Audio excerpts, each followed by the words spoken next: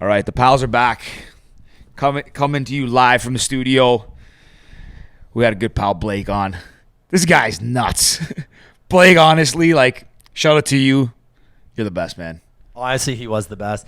I'm your co-host, Ricky Liordi. My name's George. And like Georgie said, Blake Cronyn was our guest today. He's done amazing things, triathlons, Ironmans, Guinness World Records, just some crazy travel experience, climbing Mount Kilimanjaro. We got into all that stuff. So take a listen. This man is just such an inspiration to anybody that is looking to do interesting, exciting, fun, challenging things. So I want to give a quick shout out to our sponsors, Tight Knit Clothing.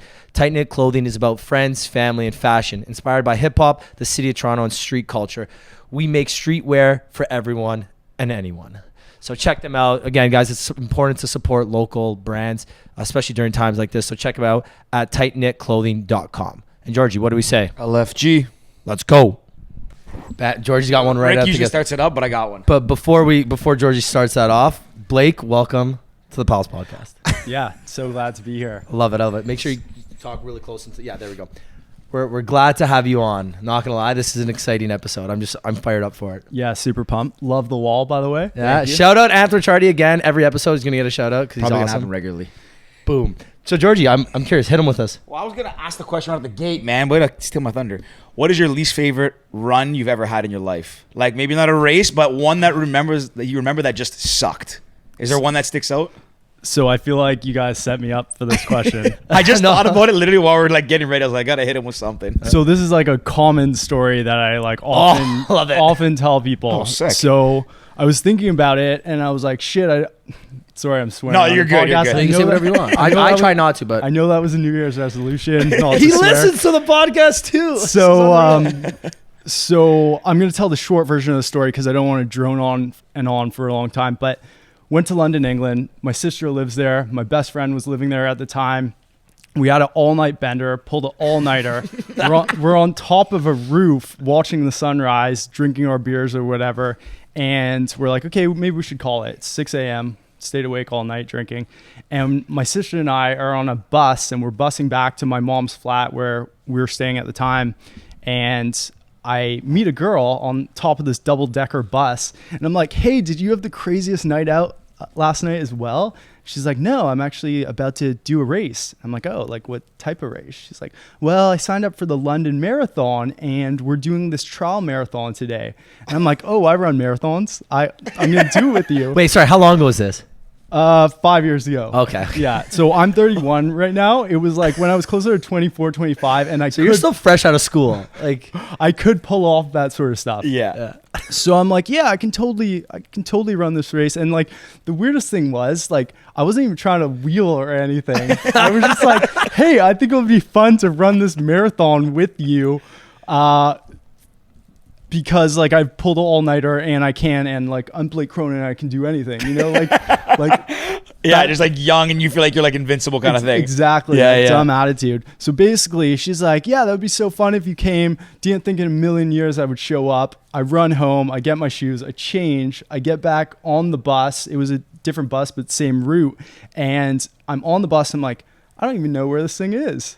And like, I'm just riding a bus. Shut up. Yeah. In London, England, after like a full night out. And then luckily a bunch of people get on the bus in running gear. And I'm like, hey, are you guys going to the London Trial Marathon? They're like, yeah. I'm like, I am going with you. So then I show up at the start line. I see that girl, like jaw drops. I'm like, I'm here and I'm ready to run.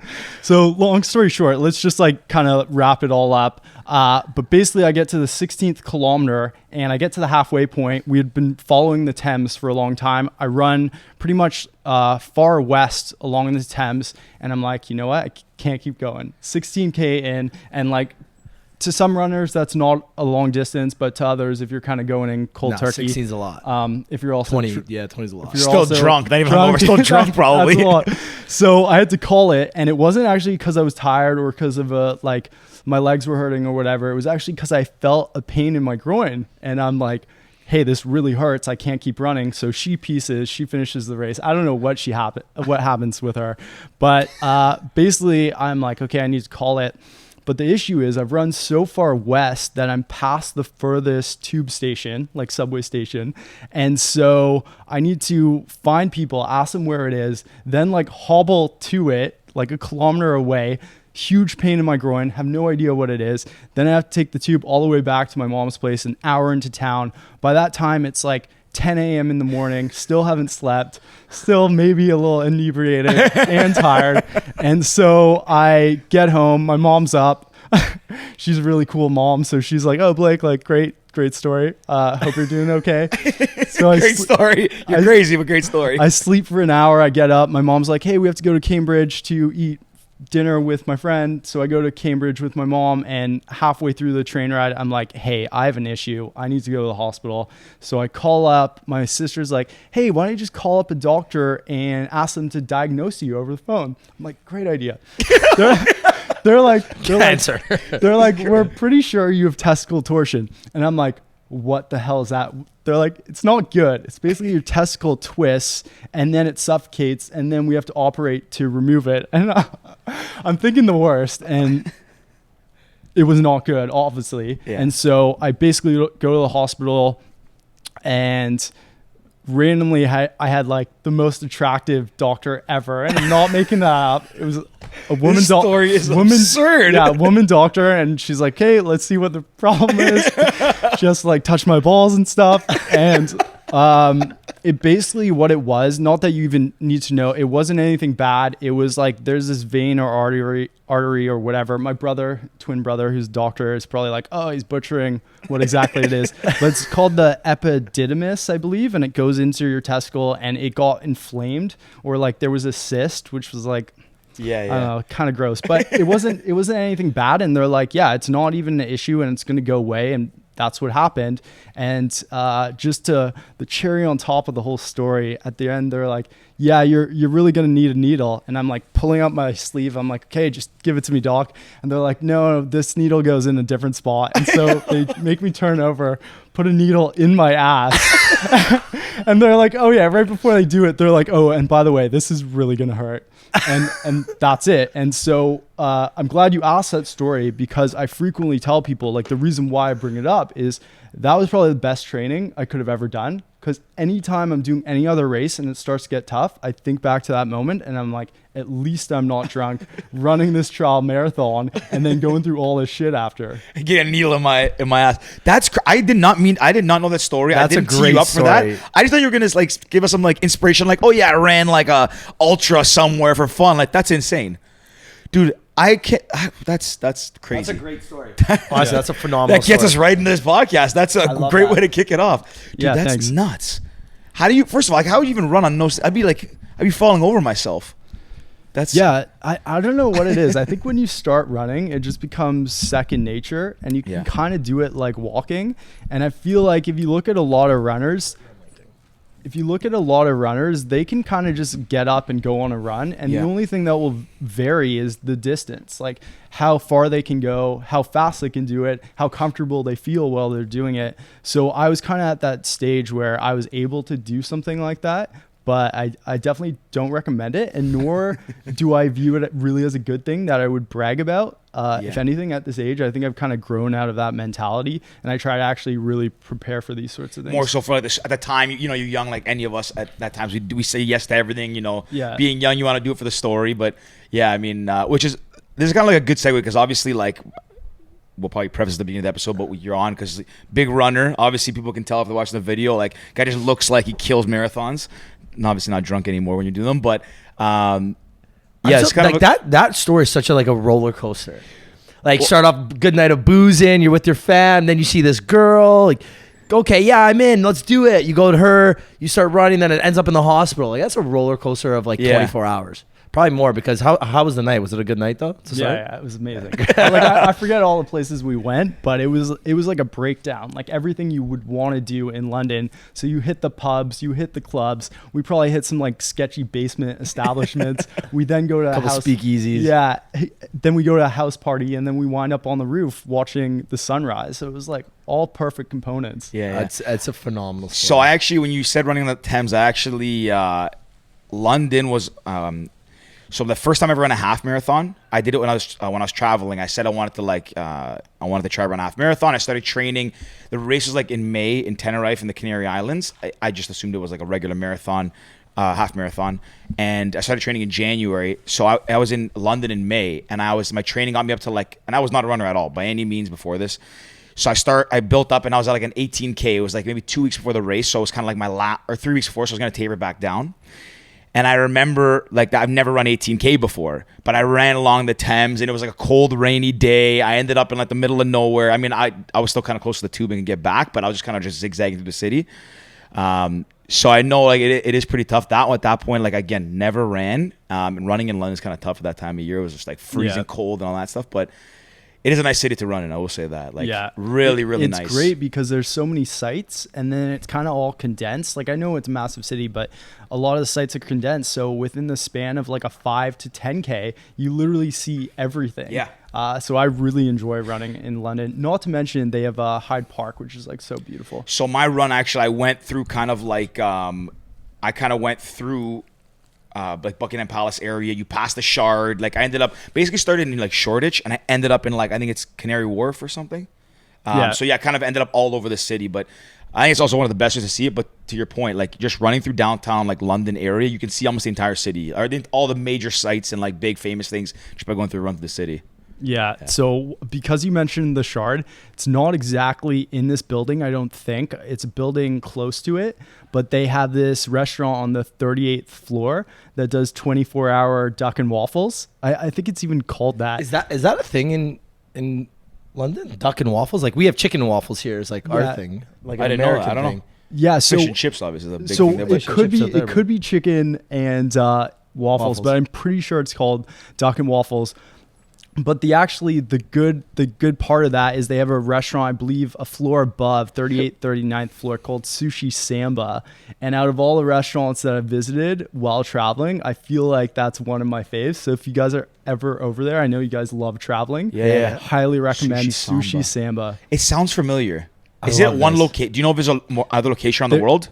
There's 2 locations in London. I don't know if it's around the world. Sounds on familiar. top of that. I feel like I've heard sushi. I feel like I've heard that before. That's awesome. How do you go to London often, or? So I grew up there until. Love your questions, by the way. It's we coordinated this. I grew up in London until I was 8 years old. Okay. My mom has an architecture practice there, and she's also a guest lecturer at one of the universities. Wow. And then how do we not know this? Yeah, and then we hung out together all the time at Western. Yeah. I had no idea. My sister, I guess because of that influence, she moved back over to London later in her life, and she met her husband there. So now they live there, which is super awesome. So now I go over. I try to do it twice a year, and it's so sweet. And I have 2 places there. I have my mom's flat, and I have my sister and her husband's place as well. Very cool. Unreal. Mm-hmm. Yeah. And so speaking of London, fun fact about me, I swear to God, went to school there until I was 8. I went to school with Harry Potter. What? Daniel Radcliffe. At Hogwarts. Wait, what? No, seriously. I actually went to school with the actor, Daniel Radcliffe. You went to school with Daniel Yeah. Radcliffe? And I would do judo with him, and I would flip him on the ground. Hold on a second. No. Let's focus in on this. You went to school with Daniel Radcliffe? Yeah. Legit, and you have pictures, a picture, a school picture or something? So that's a great question. I don't know if I have it accessible, but I could show you a yearbook where we're all in it together. See, this is the point where you got to send this to George. George is going to superimpose it on the YouTube video right I probably could put it now. If you actually if you have it, I could actually probably. That's crazy. You went to school with Daniel Radcliffe. Yeah. That's legit Harry Potter. Yeah. Yeah, it was amazing. It's definitely my official bragging rights. It doesn't matter what I do in this lifetime. Run bunch You of took down marathons. At 25. You tackled Daniel You Radcliffe. tell me who's cooler. At 25, he's in Harry Potter 7. He's running a marathon with a girl he met on a bus in London, still drunk. That story's a little bit better, I think. Harry Potter's that's crazy, man. sick. I love Yeah. that. I'm a big That's Harry awesome. Potter nerd. Yeah, it is good. That is honestly, these questions are just teeing up perfectly. It's we Man, planned this. We honestly this did is not plan insane. any of this. I've been waiting to ask this question, but you guys have been vibing here, so I didn't want to interrupt. We're both 2 marathoners, so we're on the same page.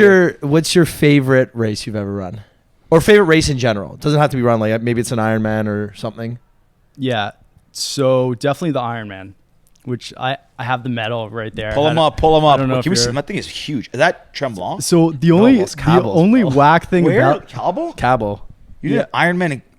yeah, He's so fucking the only heavy. whack thing about that medal, just quickly, is that it was October 30th. I think we ran it, so it's all like Halloween branded, that's kinda like shit. orange and pumpkins, and it's kinda like trash, I- yeah. Like, look at the swag I'm wearing right now. You- man. Boston 2020. Just stand up. Show the people what you're wearing, man. You look like, great. You look like a runner, man. So he walks in like the jacket. You gotta show them. Show them. No, the back's the. Yeah, show the camera. The back of it. oh, the yeah. back of it's I didn't sick. even see the back. Yeah, that jacket's sick. Like the shoes, got the Do ankle you, socks do you on. run in Air Max in those shoes? Supposedly they're made for long distance running, but Really? I would just call them lifestyle. That's shoes, that's to why be I have a honest. pair as well. I got my bought. I cool don't wear shoes them to on, run. right? This is sick. Wait, what's the other medal is? That's the Boston medal. Boston? I Okay, I was gonna wear it, but then I just I have thought so it many was questions. over. Let's, Yeah, let's let's- go in order here because we're trying. Yeah, let's start with go all Cabo over. and then we'll go to Boston. Yeah, so I like your guys' vibe because you just run marathons out of nowhere, Yeah. and Ricky, I understand you did it without training. Yeah, that was crazy. Which is totally my style. So when Heck yeah. when I was signing up for this thing, I'm like, okay, well, should I Google the easiest Ironman to run, for like full Ironman? So that's a 4K swim, 180 kilometer bike ride, and then finish it with a marathon, 42 kilometers. I'm like, should I do the easiest one so I have the best chance of success? And then I thought about it and I'm like, that wouldn't be cool. I'm like, what would be cool is going to Los Cabos, Mexico, and just doing the craziest one in the ocean, in the Mexican desert, and then finishing and partying on the beach after because you're in Mexico. It did not play out that way, by the way.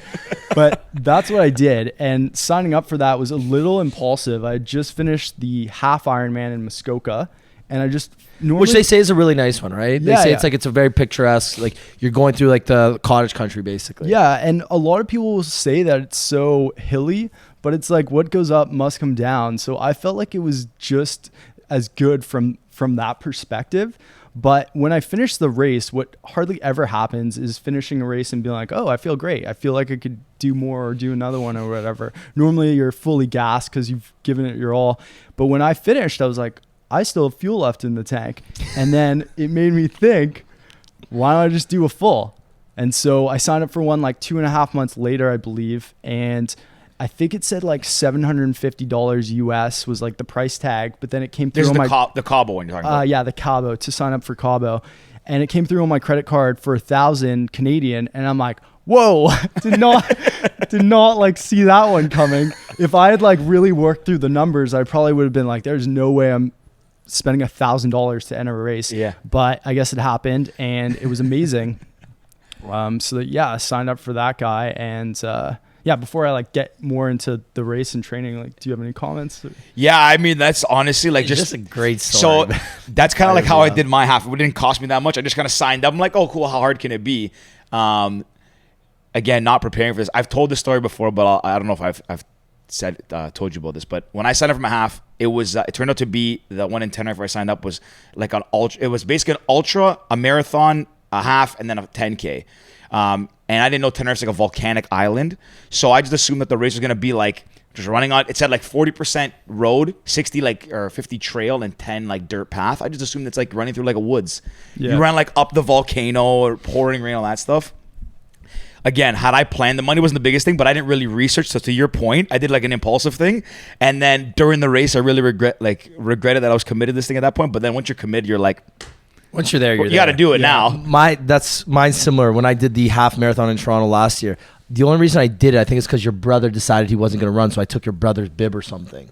Oh yes, the one that we did. We did the half marathon. Yeah, I last didn't run with you. I cut back. I was boxing, training for my fight. So I was gonna run the half with you. I backed down to the 10. So yeah, then maybe I And took you yours. ran. Someone just bailed, and they were like, "Oh, I have it. You want to do it? Just buy my ticket off me." I was like, "Sure, whatever. It's $100. Let's do it." Very so I cool. just got up and ran a half marathon. And you know what's funny? I ran it without socks because I don't like wearing socks when I run. Nice. But I've never run more than 10K without socks on. So when I ran this half marathon without socks, towards the end of it, I take off my shoes and my feet are like literally like massive blisters on every toe. It's disgusting. It's a terrible idea. Yeah, I didn't know. I was like, I've run 10K without socks. It feels good. Whatever, I'm fine. Yeah. The difference between 10K and 21K is a big difference. Yeah. And my feet did not thank me for that. Yeah. But anyways, enough. But I want to get back to Cabo because I want to. Yeah. So just before, so the one you signed up for Cabo, that's 4K swim. Yeah. The bike's how far? 180. Yeah, 180. 180 and then a marathon. So how? Okay, so I know how long it's a marathon would. 140 miles total, right?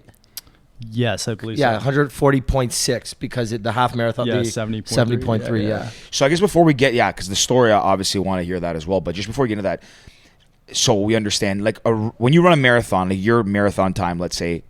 Obviously not in an Ironman because it's at the end. I'm assuming you're a little bit more tired. But if you just ran a marathon, you trained, you're running Boston, you're running today. What's a good time for you?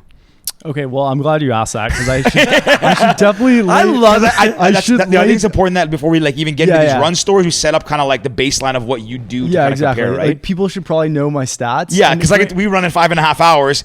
I can assure you, Blake runs a lot faster than 5.5 hours. Yeah, so there's faster runners than me. I can't assert that I'm like the best because there's just better people out there. But I did qualify for Boston, which is very challenging to do. It's almost like borderline elite if you can qualify for Boston. Heck like, yeah. Heck yeah. Like and then when you qualify, you got to dress elite too, which you clearly know how to do. Exactly. So to qualify for that was 2 hours and 57 minutes. What? Yeah. I thought it was 3.5 for Boston. So it depends on your age and your gender. So for me being, I think I was 29 at the time when I qualified. So that was a sub 3 hour marathon you have to do. And I did in 2 hours and 57 minutes. What does that average on like a kilometer Around basis? 4 minutes 12 seconds. What That's the insane. Mm-hmm. My best ever is like in a half marathon would have been like a 5:50. You ran At best. a marathon in sub 3 hours. Yeah. What was That's your insane. exact time when you qualified? So it was 2 hours 57 and whatever seconds. I forget the That's amount of insane. seconds. So you just made it in, kind of like. Well, yeah. So I had a couple minutes to spare. Almost 3 minutes to spare. That's really good actually. Mhm. And that's so fast. Like That's a put it in sprint. perspective. That's all we can run. Almost like a sprint for my fastest 10K is 42 minutes. Okay, that's great though. That's a 10K. Mhm. Downhill 10K. So really interesting one. So there's kind of like a loophole that you can do to get into New York, which is an even more challenging kind of like threshold. I've even tried. Sorry, not to cut you off. I've even tried to sign up for the New York half, and it's like impossible to sign up too. Okay. Like those ones they fill up really fast. Or New like York. lottery system. Yeah, or exactly. We're something. signing up for one next year. Let's just book it. I've today. tried. Sorry, continue. Yeah. I'll cut you off I there. want to do something. So to get into New York, you have to run, I think, a 2:52 marathon, at least like if you're my age and my gender. And that is just way too fast. Or like if I did it, it would be too much of a commitment because let's face it, like it's trade-offs. So it's like, okay, well, I can do it, but do I want to trade off all my social life and like maybe a bit of career and maybe like other personal things that I'm focusing on? And it's just, I'm not ready to do that big a commitment. So I found out about you can do a half marathon to qualify for the full marathon, the New York full marathon. And you just have to run it really fast. But it's better because it's less training and it's less kilometers in the race. Yeah. So I ended up doing that in 1 hour and 20 minutes. And I forget the seconds, but like 1 hour and 20 minutes. And that breaks a 10K like that. That breaks down to 3 minutes and 49 seconds a kilometer, something like that. Dude, that's insane. That's so fast. That is for sure elite. Like that's fast. That's crazy. That's crazy.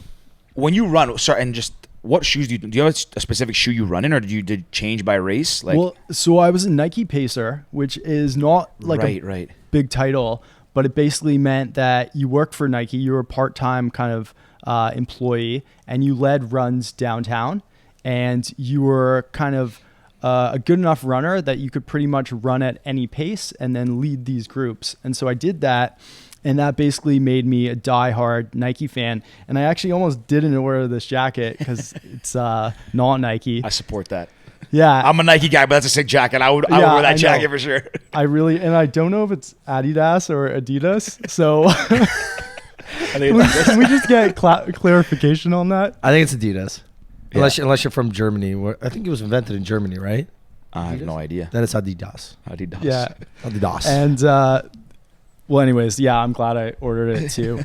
But yeah, I'm diehard Nike, so always Nike everything. And so when it comes to sorry to cut you off though. You bought those crazy like $300 shoes, didn't you? Yeah, those so really the 4%. Yeah. Mm-hmm. I have. Wait, which ones do you have? The Alpha Fly or the Next Percent? I don't have the next percent. I have kind of the model before that, I believe. The one that Eliud Kipchoge broke the record, like that. So what wasn't that the next percent? That's the next percent. Yeah. The ones before that. Sorry, you said the 4% you had. Yeah, I had the 4%. Those are the ones that came out first. Those are sick. Eliud Kipchoge was like that's when he ran in those, and he ran a 2-hour, 2-minute marathon on the Monza track. Yeah. And then the next percent came out next, and that's when he broke in Vienna the sub 2 hours. Cool. Yeah. I love how you can pronounce his name. By the Eliud way. Kipchoge. That's He's like sick. He's one of my favorite. mouthful. So I Yeah. actually bought the newest ones, the Alpha Fly Next Percent. I'm not that fast. They do make you faster, though. I'll tell you. Like So a very like rudimentary explanation of them. It's almost like they have like a springboard in the heel, and so when you're running, it's kind of like pushing you forward. Yeah. So I actually do stand by them and would say if anyone wants to run a faster marathon, get those shoes. Yeah, they have the Hear that, people? It's a carbon foot plate, and actually a lot of obviously there's a lot of controversy around them because people are saying illegal. Yeah, no, they're not because they're not. But the thing is that so when Eliud Kipchoge broke the world record, he wore those, and then a lot of runners started wearing them. But people who are like marathoners who are sponsored by like Adidas, Puma, whoever it is, were at a disadvantage because the shoes were proven to reduce like your friction and your propulsion, everything. So statistically, the next percents, the next percent, the 4%, next percent, and Alpha Fly, they prove that wearing them will make you faster. Like it's like a bit of a performance enhancer. So people, but different sponsors were at a disadvantage, so they were getting pissed. So I think there's some of them were now started just wearing full, like let's say Adidas, but they would wear the Nikes and just block out all the logos, so they were on the even playing field. And a lot of runners wanted them banned, saying that carbon footplate's not legal, which personally I think is stupid because technology naturally evolves. Like bats and baseball get Adidas, better. Puma, Reebok get better. It's your own problem, right? But anyways, I thought it was really interesting, and I guess where I'm going with that is like, so I bought the newest ones, and my best time if I run like let's say, because I've only really worn them on a 5 or 10K, I haven't worn them. I bought them for the marathon I was going to run in November. Yeah. But didn't end up wearing them for that. But yeah, the marathon. The Athens Marathon. The Athens. So I bought them for that reason. But I was trying to build up to break them in, and my like good 10K pace would be like really good, be like 5 minutes 15, 5 minutes 30 or something. I was at the point. I think I did like 8K at like a 4:59 pace in those things. Like I was like flying, and I was like, wow, these. And you don't feel it because the carbon foot plate like pushes you. I was like, wow, okay, I'm probably running at my average pace. And when I stopped like on my app, I was like, wow, I am fast. But the shoes definitely do help. I love that. Yeah. Let's go back to the Ironman. We took a little bit of a detour here. Well, no, wait. Well, the reason we got into segues, I wanted to find out all based those times, right? So you said the marathon, sub 3 hour marathon. Yeah. What about swim? Yeah. So for the swim, then, like, what do you swim? The 2K you did for the half Ironman. What did you swim for what was your time for the swim? Yeah. So for the 4K swim in the Ironman. Yeah. So I think I did that in hour 20 or hour 30, which actually isn't fast. The swim is kind of just like you want to get through it. You got to finish it. Yeah, and a lot of people actually are kind of scared of the swim, which makes no sense because it's actually pretty chill. It could even be seen as the best part. Is it going? Yeah, it's good. I had to fix it. Cool. So it's even the best part of it because I didn't mind in the ocean. I was freaking out. I was like, oh my God, shark infested waters. I'm going to get eaten. But then I realized that it's in Mexico and it's sunny and it's nice. And I actually just went out there and I kind of just coasted at my own pace. And I don't know the stat, so I can't even say there's a stat out there, but it's something like the winner of the swim hardly ever wins the triathlon. And the point is you're better to just make it up on the bike or make it up on the run because you can make up so much time on the bike. Whereas if you put all that training time into swimming, you'd save a couple seconds, you'd save a few seconds or maybe a few minutes. But bikes, you can save 10 minutes. On the run, you can save like just a lot of time is basically what I'm saying. And so that's why I kind of just coasted through the swim. So you're swimming in general leading up to the Ironman. You didn't put as much emphasis on your swim training. So can we just talk about the training? So if people say how hard was the Ironman, I would counter and I would rephrase the question. I would say, you mean how hard was the training for the Ironman? Okay. Because that's just like the event, but it's all the journey. Like when people see you do the race, like they're only looking at the cake. They're not looking at how the cake's made. Yeah. I like that. 100%. Yeah. Isn't that your quote from last episode? I think I said it once. I was just like, honestly, I heard that, and I I'm remember like, you said you can't have your cake and eat it too. I said it on an episode like random. I think I did, and I was like, yeah, you know, so the cake is made. I made something up, and we're like, there's a random quote. I forgot about that. yeah, I heard it, and I was like, I'm gonna bake that one into this podcast. I love it. I forgot about that. I think I did say that on an episode. Yeah. So you or Anthony Ricciardi, one of you. I think I did. Anyways, doesn't matter. Anyways, So the training, Vishal will fact check that. the training is actually the most difficult part, and during peak training, you're training almost 24 hours a week. So you're giving a day of your week away, or even more if you're talking about awake hours. You could be giving almost a day and a half of your week away. So squeezing that in to your schedule when you work full time, when you have a family, when you have kids, when you have other responsibilities, that is really hard to do. Luckily, I didn't have any of that at the time. so I was Luckily, I was just kind of hanging up by myself. I was able to do that. So obviously I had a full-time job, but like I didn't have the other more difficult, like cumbersome responsibilities. So I'll walk you through the schedule really quickly. So Monday was rest day, which is why I love Mondays. Tuesday was you wake up, you do a 2-hour bike ride, and then you work a full day and you finish with a 2-hour run.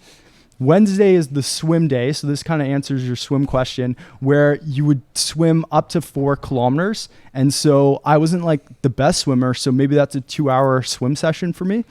Thursday is the same as Tuesday. Wake up, do a 2-hour bike ride. Work. Yeah, get through the day and then finish with the 2-hour run. Friday was another swim day. Saturday was your 8-hour bike ride, where you run for 15 minutes after, just to like teach yourself how to run after a long bike ride. Sorry, how long do you bike ride on Saturdays? Yeah, 8-hour bike ride on Saturdays. Are you going? Is that just like to get the time on the bike, or are you actually like training hard, booking it for 8 hours? Or is it a mix? Do you go in 8 so hours? I think that's to build up the endurance, but at the same time, you're probably like not taking it casually. You're probably trying to hit your paces. How far are you traveling in 8 hours? So I would bike to Muskoka from Toronto. What the fuck? It's a good 300K. So Muskoka, I would leave from north of the city, so I could actually get to it in probably 180. But yeah, you're right. It's probably 200 kilometers is a good estimate. And that's about an 8-hour bike ride. That's how long it takes. Yeah, That's crazy. And then you could do But it's you could do it faster. Like you Bro, could probably that's do it in insane. 6 hours. But Wait, so how many Saturdays did you do this? Like, so let me just finish with Yeah, Sunday, yeah. and then I'll get into it. Sunday is pretty much a triathlon. Like you combine all 3 components. Aren't you gassed? You just run on a bike for 8 hours. this guy ran 16K, still drunk. I think he can survive a couple days of bikes. Exactly. That's my This guy's point. superhuman. If you do that, everything is easier. It's afterward. relative, right? I've always wondered how triathletes train or like Ironman, because it's literally a full day event.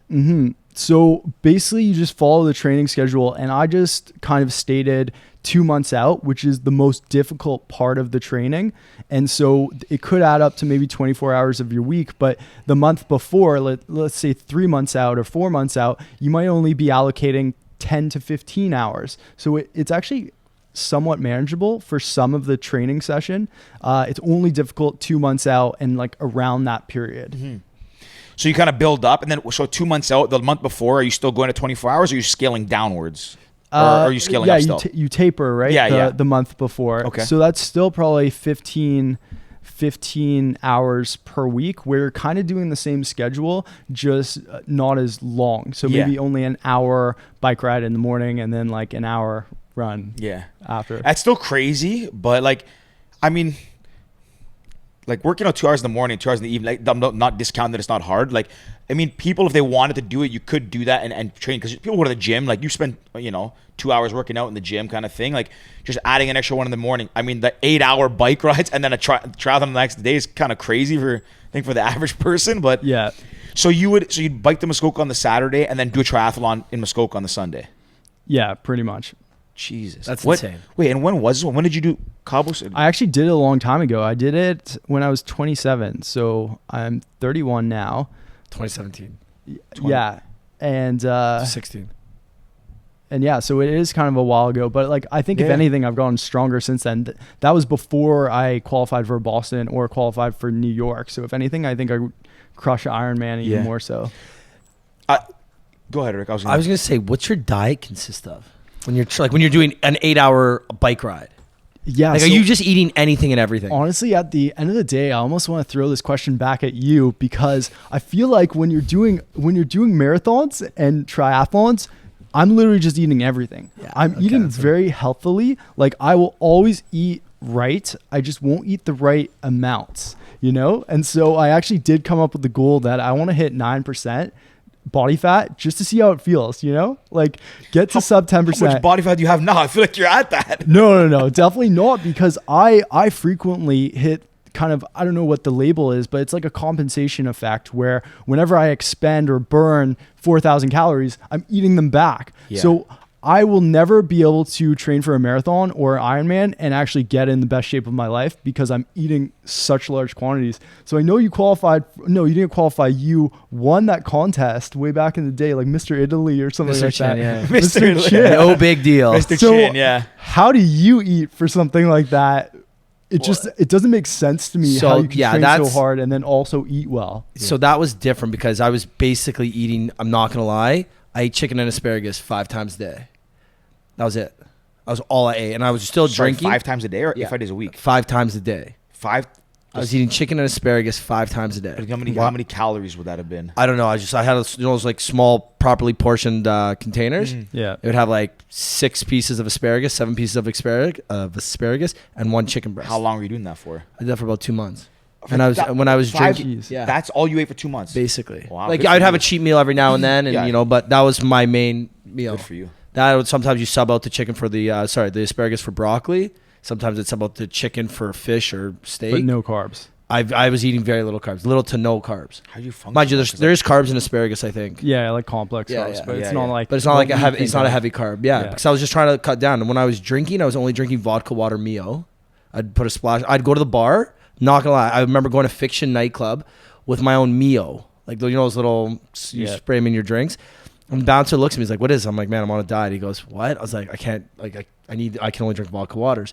He's like, "So what the hell's this?" And I'm like, "It's to make the water taste like something because there's no calories in Mio in some of them." So that's what I would do. I was drinking vodka water Mio or vodka water with and I'd squeeze like 3 or 4 lemons or limes into it. You were training, but you're training for like a physical fitness competition for aesthetics. Do you think that's just for the aesthetics? Exactly. It's not for like I wasn't strong. When I was training for this, I wasn't strong at all. Yeah. I was gonna ask. Do you think you could do that to train for like if you were doing a race or anything like that? No. When I was training for the triathlon, I did. So I only trained for about 7 or 8 weeks prior to the Toronto triathlon, and I was eating heavy on days. The night before a big training day, I would eat like crazy carbs. I'd have like a plate of just rice and beans, a massive plate of rice and beans, or I'd have 3 bagels before I went to bed, just because I needed the extra energy in the morning, and I was eating pretty healthy. Good portion size of good meat, a good vegetable, and a good carb every meal. But I was eating balanced. I think the more important part was not to eat high sodium foods or like junk foods or crappy foods. So I cut out all pop. I cut out all candy. I cut out fried food, like heavy processed food. I try to cut out, but that's it. Mind you, again, I'm not a real athlete. You are a real athlete. Well, so just to answer your question, I would say the whole nutrition component is like uncharted territory for me. I still need to do a lot of research to like figure that. That's the difference between the 257 and 252. Yeah, the nutrition part. Exactly. Man, you got to hit up Andy DeSantis. That's it. Do you do you think like the way you perform? Naturally, like good foods will produce better, but do you think it'll make a substantial difference if you start to focus more, like let's say you do another Ironman, if you focus more on your diet, you think you can improve your times, it'll make a substantial difference? Or like, are you someone that like you can eat a Big Mac and go run and you still feel the same as if you had like salmon and go run? Like how are you when it comes to that stuff? It'll probably make a difference, but I think in a very kind of like rudimentary way, I think I'll just be lighter. Like I'll be in better shape and I'll be lighter, like less fat to carry around during the race, that sort of thing. But with that being said, even though I don't know about nutrition kind of like during training, I definitely know about nutrition leading up to the race and then during the race. And so I'll be drinking sports energy drinks all through the week before. I'll be eating tons of like carbs to kind of like carb load, which like it's a common misconception that you eat a bunch, like a big bowl of pasta or whatever. You're not actually eating more calories than you normally would. You're just substituting the protein and fat for carbs. So you actually should be eating low amounts of protein, low amounts of fat, and then substituting carbs for the rest. And you don't just do it the night before. That again is a skewed kind of way of thinking. You have to do it for the whole week. You actually like get a little bit of a bloat going on because like carbs kind of fills up your muscles. Like for some reason I just the glycogen storage. Yeah, exactly. More water into them. Like I have more water weight or something going on. Yeah. And then a big part of actually what got me from, I was running probably like 320 marathons before. What got me 20 minutes faster is I obviously trained way harder. I followed a plan, but the day of the race, I wake up, I eat oatmeal, I start drinking sports drink. I really like hydrate and fuel my body. And then you have to stop like an hour and a half before, something like that. And that's because if you keep on drinking, you're going to have to go to the bathroom during the race, which I've done before. It's going to bring down your time. And then also you take a gel pack. I like Tap Endurance. It's kind of just maple syrup. And so you take that kind of strategically to give you that initial kind of fuel right before the race. And then I pop caffeine pills. That's like the secret. And you do that throughout the race as well.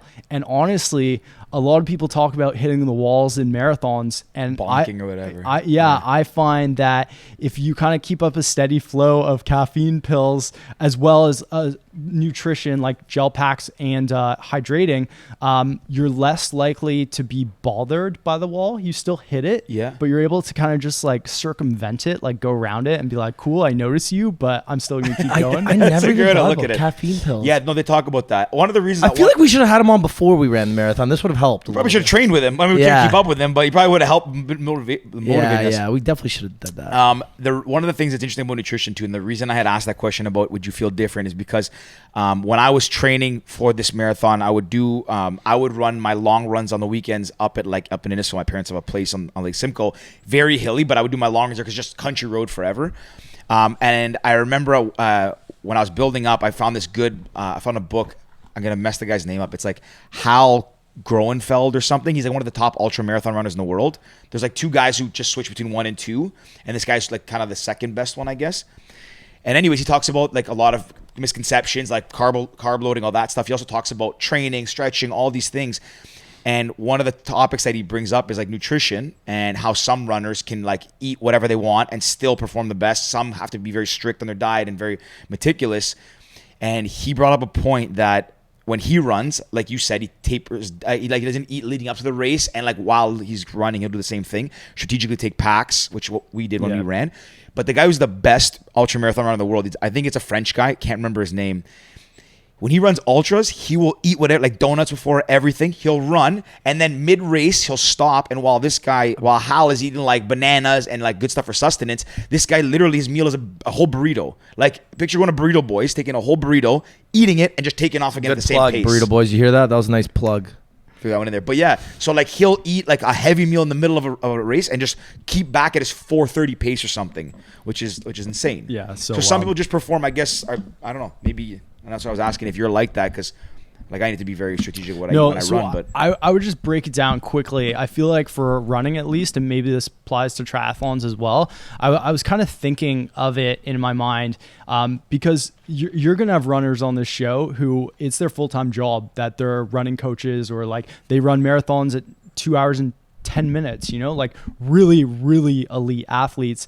And I feel like where I put myself, let's say there's like 3 parts to training for a marathon. There's the like putting in the time, which you need to do. You need to hit that weekly mileage in order to be able to actually do the race. So there's putting in the time, which is just running. Then there's like strategic training, like the strategy behind the running, that part I'm not good at. Like you will get way better answers from the people who I was just referencing, like who do it as their full-time job.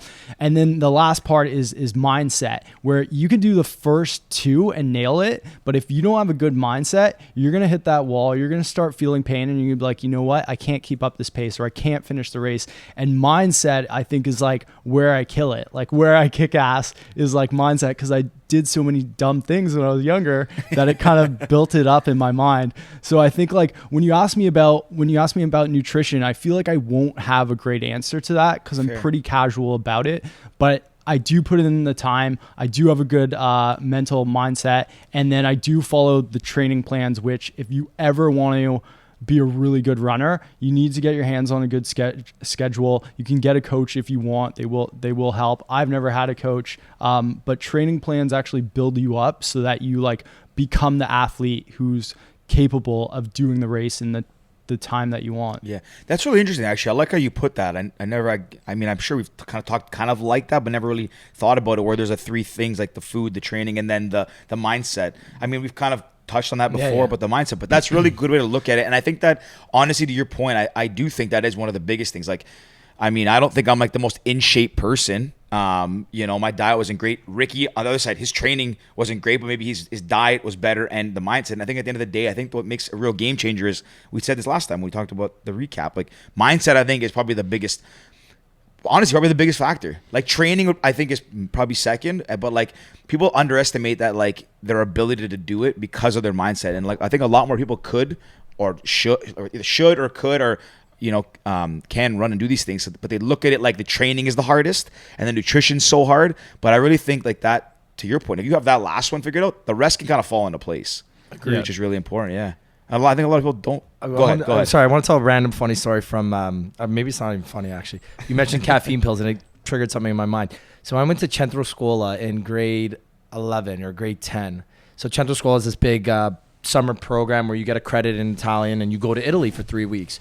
So you do 3 weeks of summer school and then you go to Italy for 3 weeks and you get a credit.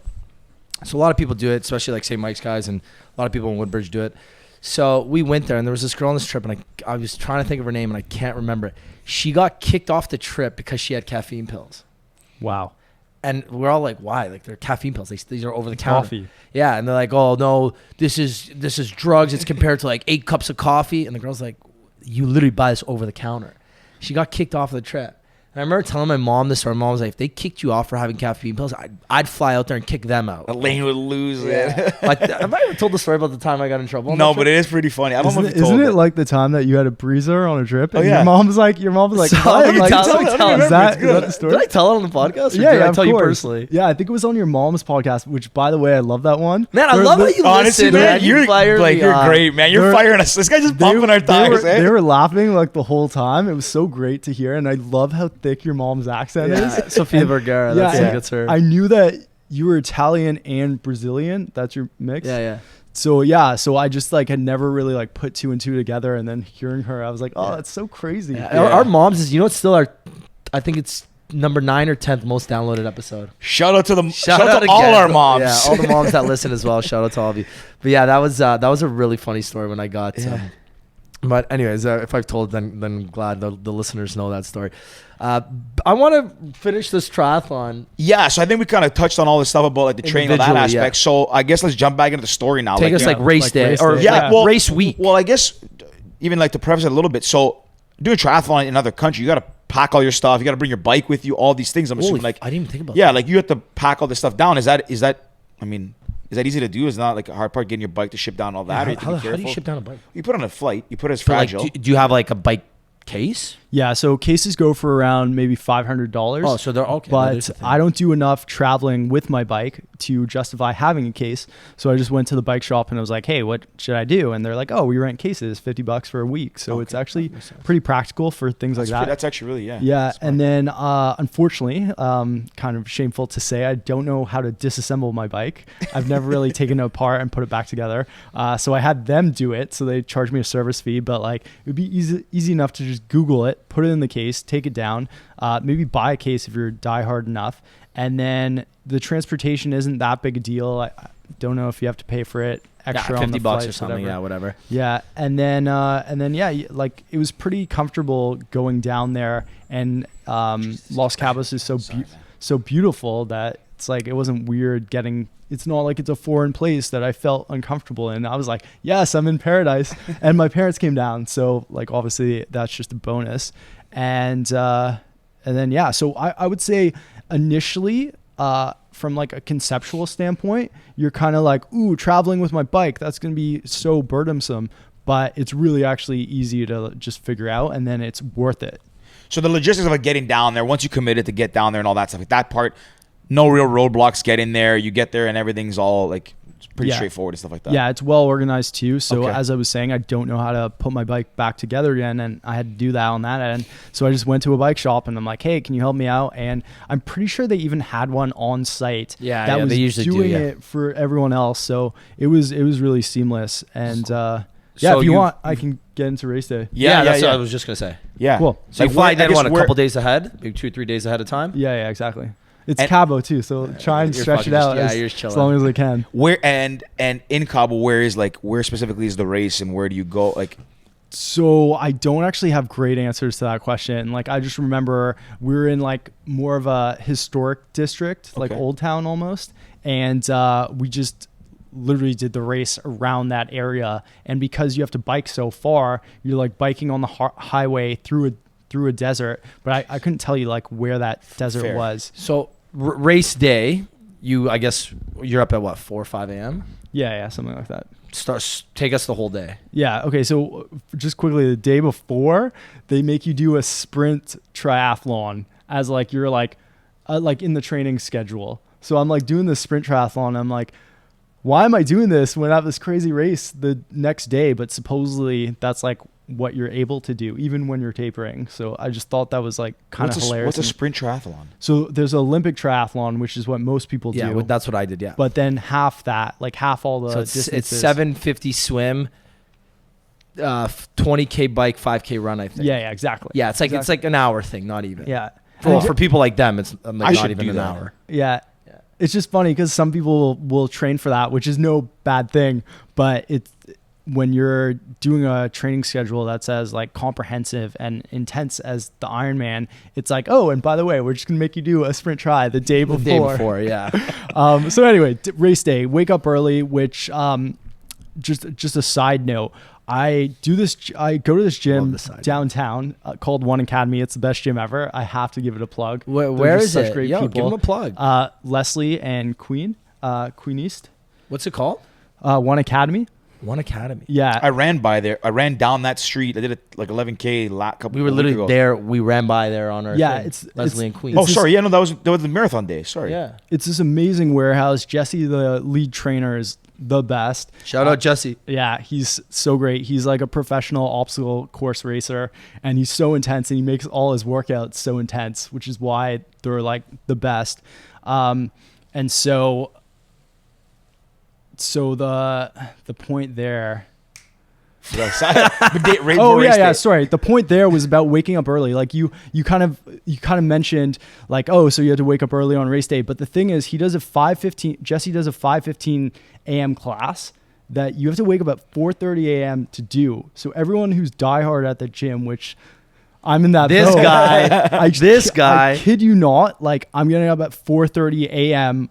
for like weeks at a time to hit his class. Wow. And It's a no for me, dog. COVID recently gone the way of that. And now that I wake up later in the morning, I'm like, I actually kind of like it more to like wake up later. Yeah. Because like the whole 4:30 a.m. wake up, I feel like it's slightly unnecessary for like someone in my position. Like you read articles or whatever that CEOs of big companies will like wake up at 4:30 a.m. and it's like, okay, I'm not there yet. Yeah. So I don't have to be pushing myself like I'm in that position. But what's great about that workout class is anytime there's a race and you have to wake up at some stupid early hour, it's like, hey, I've woken up way earlier before for this guy's class. So we got up around like, let's just say 5 a.m. on race day. Your bike's already kind of parked in the bike area.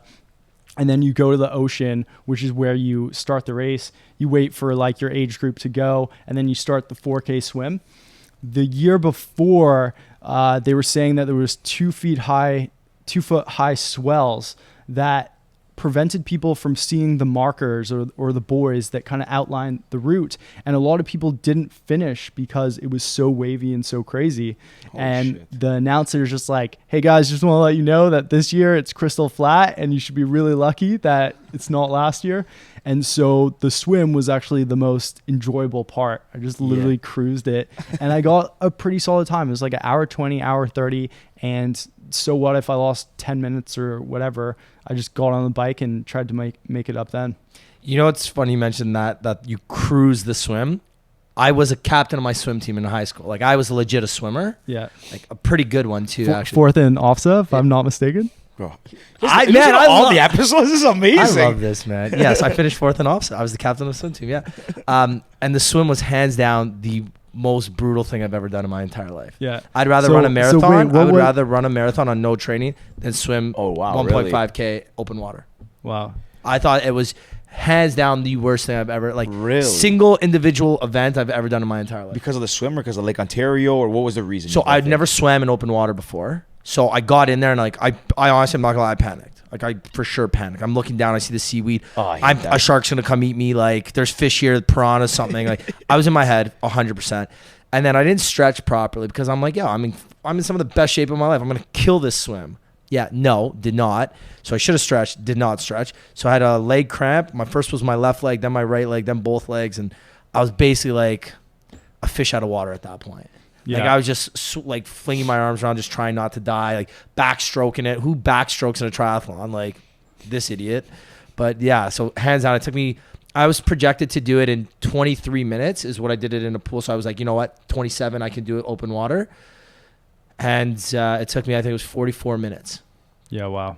Terrible. Mm-hmm. Terrible. That definitely is surprising because like you were a swimmer back in high school, right? Good. Yeah. And then I feel like it's not that big of a transition into, was it open water? So it was open water. It was like kind of Ontario, like dirty Ontario? water. Yeah. And it was raining. Okay, and, yeah. It was, that's fully mental. Like if I stretch and if I maybe trained 1 or 2 times in open water, I probably could easily shave 5 minutes. Like no, maybe even 10 minutes. No questions asked. See, if I did a triathlon, which I do want to do one day, I would rather go I would never personally, Lake Ontario could never swim. I don't like lakes in general. Yeah. Like I would rather go to the ocean and have to maybe deal with waves. I know it sounds stupid because it's probably a lot harder with the waves coming at you than the swell.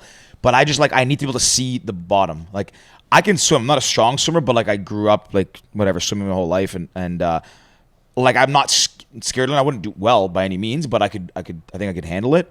But yeah, I can't. Like I would never want to go into Lake Ontario. Just the thought of it freaks me out. Like I'd be the same as you. Like not seeing the bottom, I hate that. No, you could see the bottom and you just it was bad. It was like just algae and like bad. I don't know, just like it was gross and I'm in my head. And then my goggles got fogged up, which never happened when I swam in a swimming pool. So I'm like taking them off, like trying to clean them, sucking them back onto my face. You know, like that's what messes you up, right? Once you take them off once, it's game over. No, I had them, but then you're treading water to put these freaking stupid goggles back on, and like I'm trying not to die because I'm treading water with one leg and my one hand because I'm using the other hand to put the goggle. But it was just hell. It was honestly hell. All right, so we've established that the swimming part is not fun, but for Blake, when you cruise, Blake casually cruised 4K, cruise 4K, which is like an hour and 20 minutes. Okay, so finish that. It also did you have a wetsuit, by the way? No, because it was so hot that I think they pulled the plug last second. They were like, "Hey guys, like it's not wetsuit legal," and I believe it was due to temperature. Wait, why wouldn't it be? Isn't it? Well, the black attracts. The black would attract a lot of heat. No? So if I had my wetsuit on, it's like a thick one. I would have overheated for sure. It's like a health thing then. Yeah. So maybe I have to look into the exact reason. I just remember that it was almost like a game time decision. Okay. And they pulled the plug and they were like, no wetsuits. And I was like, fuck, because that adds buoyancy and it gives you, there's like a stat out there, like 10% faster or 10% more efficient. So I've actually heard about the buoyancy and I didn't realize it because I didn't do one. I just didn't want to buy one straight up. They were like $200 or $300 and I just, no. So, but I read an article about a week or two before my triathlon that said that wetsuits literally have, like it helps you shave off time. Yeah. And I was like, how? I'm like, this, if anything, they're heavy. They're like 4 or 5 pounds. Well, it doesn't retain water, right? Your body will actually, water sticks to you more than to a wetsuit, to like whatever the materials, like the nylon or whatever, rubber, whatever the suits are made out of. Yeah, but still, I didn't know there was a buoyancy to it. Yeah, But they they're, say they're there's a- sweet. You want a race that allows you to wear a wetsuit for sure. Noted. Next year. I Okay, didn't know that. but should we get onto land? Yeah, let's go. Yeah. Out of the water onto land. Yeah. So basically, I get on the bike, start the bike ride, and it kind What of. bike do you have? Sorry. I have a Specialized Shiv, so it's a tri bike with aero bars, which I got one too. nice. I got a P3 Cervelo. Nice. I'm That cool. is very nice. So, yeah, if people aren't really big into triathlons or even biking, you'll know that there's like road bikes and then there's tri bikes, and tri bikes have the aero bars, which allow you to ride more aerodynamically and the wind kind of goes over you. And so it is kind of in your favor to get one or even put on clip-on aero bars so you can be in that comfortable So I had position. clip-on aero bars for my hybrid. Yeah. And in the middle of so I did the Ride to Conquer Cancer, which is the 200-kilometer bike ride from Toronto to Niagara Falls. It's for Princess Margaret, I think. And my aero bars kept loosening, so I'd have to stop every pit stop at 20K to retighten them. It was the So annoying. worst. So I've never done clip-ons, Yeah. but I'm It just was- saying that could be if an you're option. gonna do clip-ons, make sure that you like super glue them and like put them on properly, because when they start dangling and you can't use them anymore, it's a disaster. So sorry, continue. Okay, so then I'm riding my bike and it starts to hit me. It's like, oh great, you're biking the Mexican desert. And it was meant to be 85 degrees. Like I looked up historical temperatures in Cabo in late October, and it was meant to be 85 degrees or something like that. I'm like, I can manage that. I think it got up to 110, 120 degrees even. So it's scorching. It's like Yeah. 40. That's like 40 something. Yeah, it was Celsius. the most intense thing ever. And there's people barfing on the side of the road. Everyone's getting heat stroke. You're in the desert, so it's not like there's shady parts. So it hits me. I'm like, okay, well, maybe signing up for this race in Mexico wasn't a great idea. Like, I literally just signed up for it so I could party on the beach afterward. That was my only reason, which I didn't end up doing. And so I do the bike ride, and it should have been done, at least for me, in maybe like 6 hours. That could have been a reasonable time frame for 180, which isn't even fast. Like I feel like a lot of bikers will cruise through that way faster. No, that's good. That's a 30K an hour bike ride. Okay. That's still good. That's a Yeah, solid pace, great- especially great- after a 4K swim. Great math, by the way. But yes. So I don't know. I didn't Right. even pay attention. That 6 was good. hours, 180K. Mhm. Yeah, 30 Yeah, clean. yeah. So Yeah, I right. think I did mine in 7.5, which is just like very slow, but that's because everyone was kind of stopping, taking breaks, and it wasn't ideal, but at the same time, it's like, what's a race without a little bit of like added hardship thrown sure. in?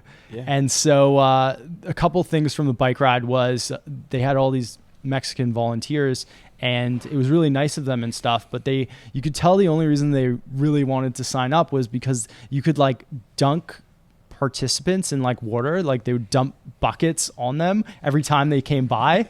And I was like, oh, that sounds tempting because it's so scorching out. But what you realize is it gets you drenched, and then like your shoes and socks will get wet, and then you'll just be like biking with that, and you'll be hearing the squeaking and stuff. So I was like, no, like that absolutely is not happening. Yeah. And so I made sure about that. And then there was just because of that, I kind of avoided the water stations, which is like you didn't want to do. You're in the middle of the desert. And I just remember hitting this, I think it was like a 5-kilometer climb. It wasn't too intense, but I had no hydration on me. And I was just doing this climb, like of this hill, and I was just dying. It was like the hardest climb ever, but then it was a loop, and I knew that I would have to be doing that again. So I never made that mistake again. So in a nutshell, the bike was just really hot. Just roasting but out other than there. that, like the 180K was like kind of cool to do. Yeah. Otherwise. Just casually cruise 180, no biggie. Yeah. Jeez, that's actually insane. So- in the middle of the desert too. So is there like, like on a straight highway, or is it like you said it's a loop? So it was a highway, and it was out and back, kind of both ways. It was almost like a pendulum. Like you went out and back one way, then you came back to the center point, went out and back the other way. And on that side, that was where this like 5-kilometer climb was. And someone had actually warned me about it. They were like, for whatever reason, it's like dead heat. Just be careful on that thing. And that's where I would see people barfing at the side of the road. Jesus. That's crazy. Yeah, that's nuts. And 110 degrees too. Like, Insane. Do you? Oh, I was gonna ask. Do you listen to music when you're on the bike and Not running? allowed No, to. yeah, it's illegal. It's illegal. In a triathlon Yeah. at any point You can get docked. on the bike and running? Yep. You're not allowed to have it at all. So I That have sounds terrible. So they say one is because it's a safety hazard, and two, if you get there's full on rules for triathlons, right? So I know on the bike you're not allowed to tail. yeah. You're not allowed to tail, or else they give you I think it's a 30-second for like drafting, Yeah, basically. it's a 30-second stroke or something. If you pass someone, you have to full on clear them before you can go back in front of them. You can't just like kind of cut in. You have to like clear them by like 5 or 10 meters or something.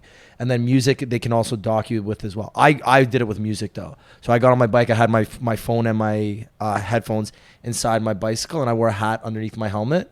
So I slipped in one earbud, and I did the whole thing with my music on. I was like, I'm not. Yeah. They're gonna come for you, Rick. They know now. Okay, Rick's time's gonna turn my 3-hour triathlon into a 3-hour and 10-minute one. I don't care. Like, So you bike 8 hour, like that's crazy. No music, nothing. Yeah, it was pretty intense. And I think also with the headphones, when you get into biking, you kind of learn how much communication is involved in the sport. So like even when you're passing someone, you'll be like on your left or whatever. Yeah. And you even make motions that like the pavement, like there's gravel or there's like potholes you, like, or point whatever. down or So you're whatever. constantly talking and communicating. So I interesting. really do think the whole earbuds, and maybe there's other reasons for this, is just because it hinders that ability Okay. to communicate. that's not why know- I was so did not slow know on my that. bike ride.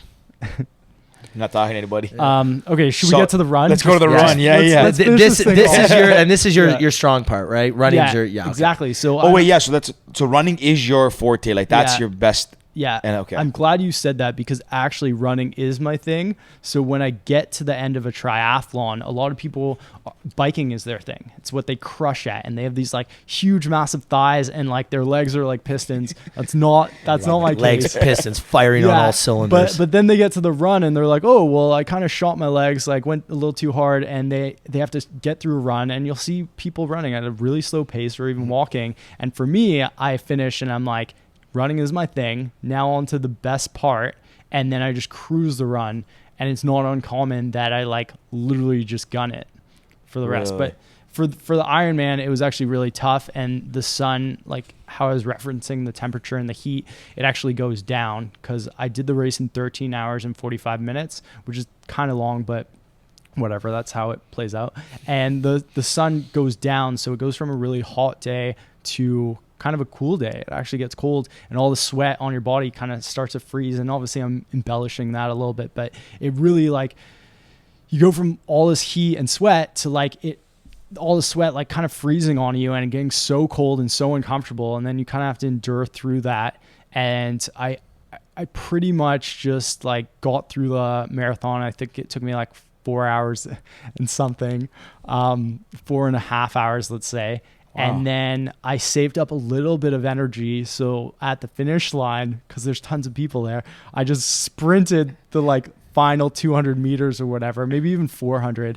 And I just remember the announcer commenting on that. Like he chirped me even, so I forget that exact verbiage. But then he says, Blake Cronyn, you are an Iron Man, or like whatever the saying is. But that was probably the best feelings. Like, you know how like you do amazing things in your life, and climbing Kilimanjaro I've done as well, and that would be one of them for sure. Maybe we can talk a little bit about okay. it. But I would compare that finish line and that announcer saying your name and giving you that kind of title, like Iron Man, as like one of the best feelings I've felt. That's awesome. That is great. That's cool. Honestly, I mean, I can relate a little bit, like subjectively, I guess. Like I'd never, obviously haven't done an Ironman, but I will say, so to your point, you brought up Kilimanjaro. That's the reason I started running, is because after I climbed Kilimanjaro, I was like it's like euphoria at the top, right? Like you don't, I mean, it's not super, super tough, but it's still something tough, right? So Yeah. when I got up there, I was like you feel like, holy shit, I'm on top of like Africa, right? I'm on one of the highest mountains in the world. You get that feeling. And then when I did my first half marathon, the same kind of finish, like you're running up, and I didn't know it was a massive finish line, that like Olympic podium style run up.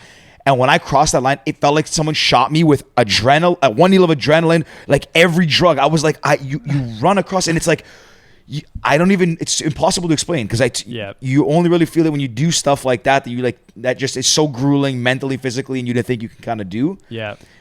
So yeah, like that, I kind of know what you mean. Not on that level, like I'm not as crazy as you, but Yeah, it's a really, really Well, cool thing. I'm looking forward to that feeling next year when we do the Athens Marathon together. Buddy, I'm already signed make up. it I just happen.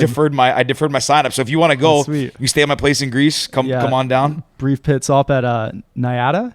Yeah. What? Yeah. Man, Is that- Blake, you're honestly too much, man. That's all. Man. Dude, if my parents hear this episode and you reference it, the door is open. Come stay whenever you want. I love this. No, if you honestly, I won't be able to keep up with you, but if you do so.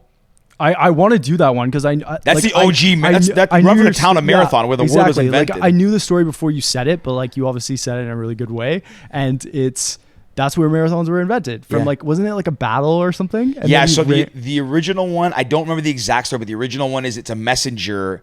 I think it was when the Turks were invading or something like that. I get a butcher this for sure, but he ran from Marathon. I think he actually did the race. It wasn't actually to the Olympic Stadium. It was to like Sparta to warn them that the Turks were coming, and he died on a ride. I think he died there. It's almost a story of 300 I think I heard kind of. something like that. And there's actually a race too that there's a race from, I think it's either Athens or somewhere like Athens or a marathon to Sparta, which is an ultra, which is like 100-mile race or something like that.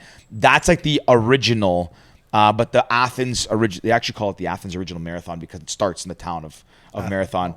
But which maybe you've heard this in the episode already because maybe you did listen. But the Athens Marathon is actually, they say it's somewhat tough because kilometer 10 to 31, so a distance of a half marathon, is entirely uphill, and then it like levels off through into Athens. But you go into the first Olympic stadium, which is pretty sick. Yeah. Yeah, I definitely want to do that. That's like bucket list for sure. I'm signed up ready. So if you're down. And we didn't reference this at the beginning of the episode, and we should have. Blake brought us bottles of wine. Like, yeah, honestly, dude. Like, yeah, you great brought guest, a gift. man. He's referencing our episodes, man. And like, honestly, actually, he's mentioning things Hey, that you know are what we should- numerous you know- different episodes. It's not like he just watched one or two to prep for this. I gotta. Sorry, go ahead. I'm cutting you off. No, it's not like he just watched one or two episodes to prep. Like, you actually are a listener, and you brought us wine. You came with like items from your races and stuff. So I got a good segue here. So I think we're gonna have to break the record here for longest episode because there's a lot I want to get into. But speaking of breaking records, I like that, Georgie. I like that. that one, eh? I like that. Wait, Okay. you're not you have another marathon under your belt in Yeah. another category. Yeah, so I will totally go along with that segue. So I would say the 3 toughest things I've ever done in my life. Number 1 is the Ironman for the first time. Number 2, I actually would say Kilimanjaro, and that's just because I wasn't used to the altitude. And I do want to talk about that. Yeah, the whole climb was actually very manageable because it's just physical stuff, which, like, as you may know from this episode, I kind of have that down. But the altitude you can't really train for easily, and so I wasn't used to that. So that actually was hitting a huge wall and very challenging for me. And then the third thing is what Ricky's holding right there, which is the Guinness World Record for the longest TV watching marathon in history. That's so funny. Which basically means I'm like the world's biggest couch potato. Maybe even ironic world record to win. Who knows? That's what I'm saying. Did you do it because you wanted to get just because of the idea of a marathon, or just like what inspired you to do this one? So I was actually thinking about this, and I was So like, cool. Wow, this is the biggest digression ever, but I feel like it's necessary. So when I was in grade 3 or grade 4, we had a Guinness World Record book at the back of the classroom, and it was like I had to look this up. It was from 1999 because we always used to sneak to the back of the classroom to look at this one page, which was the most downloaded woman on the internet, Cindy. I looked this up again, Cindy Margulis, something like that.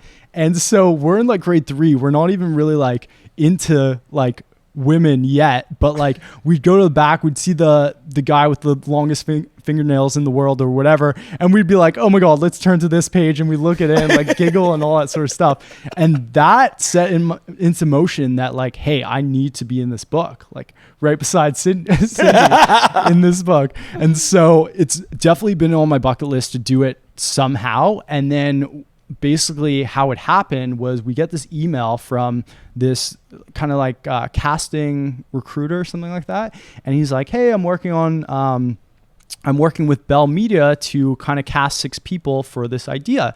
And then he pitches me on it in the email. He's I remember this now. How much do you like TV? How much are you competitive? do you also like winning $5,000? Like, it was literally the worst sales pitch ever. And both my twin Koi and I got it. And we look at we're actually not together at the moment, but we call each other and we're like, so is this spam? Are you taking this seriously?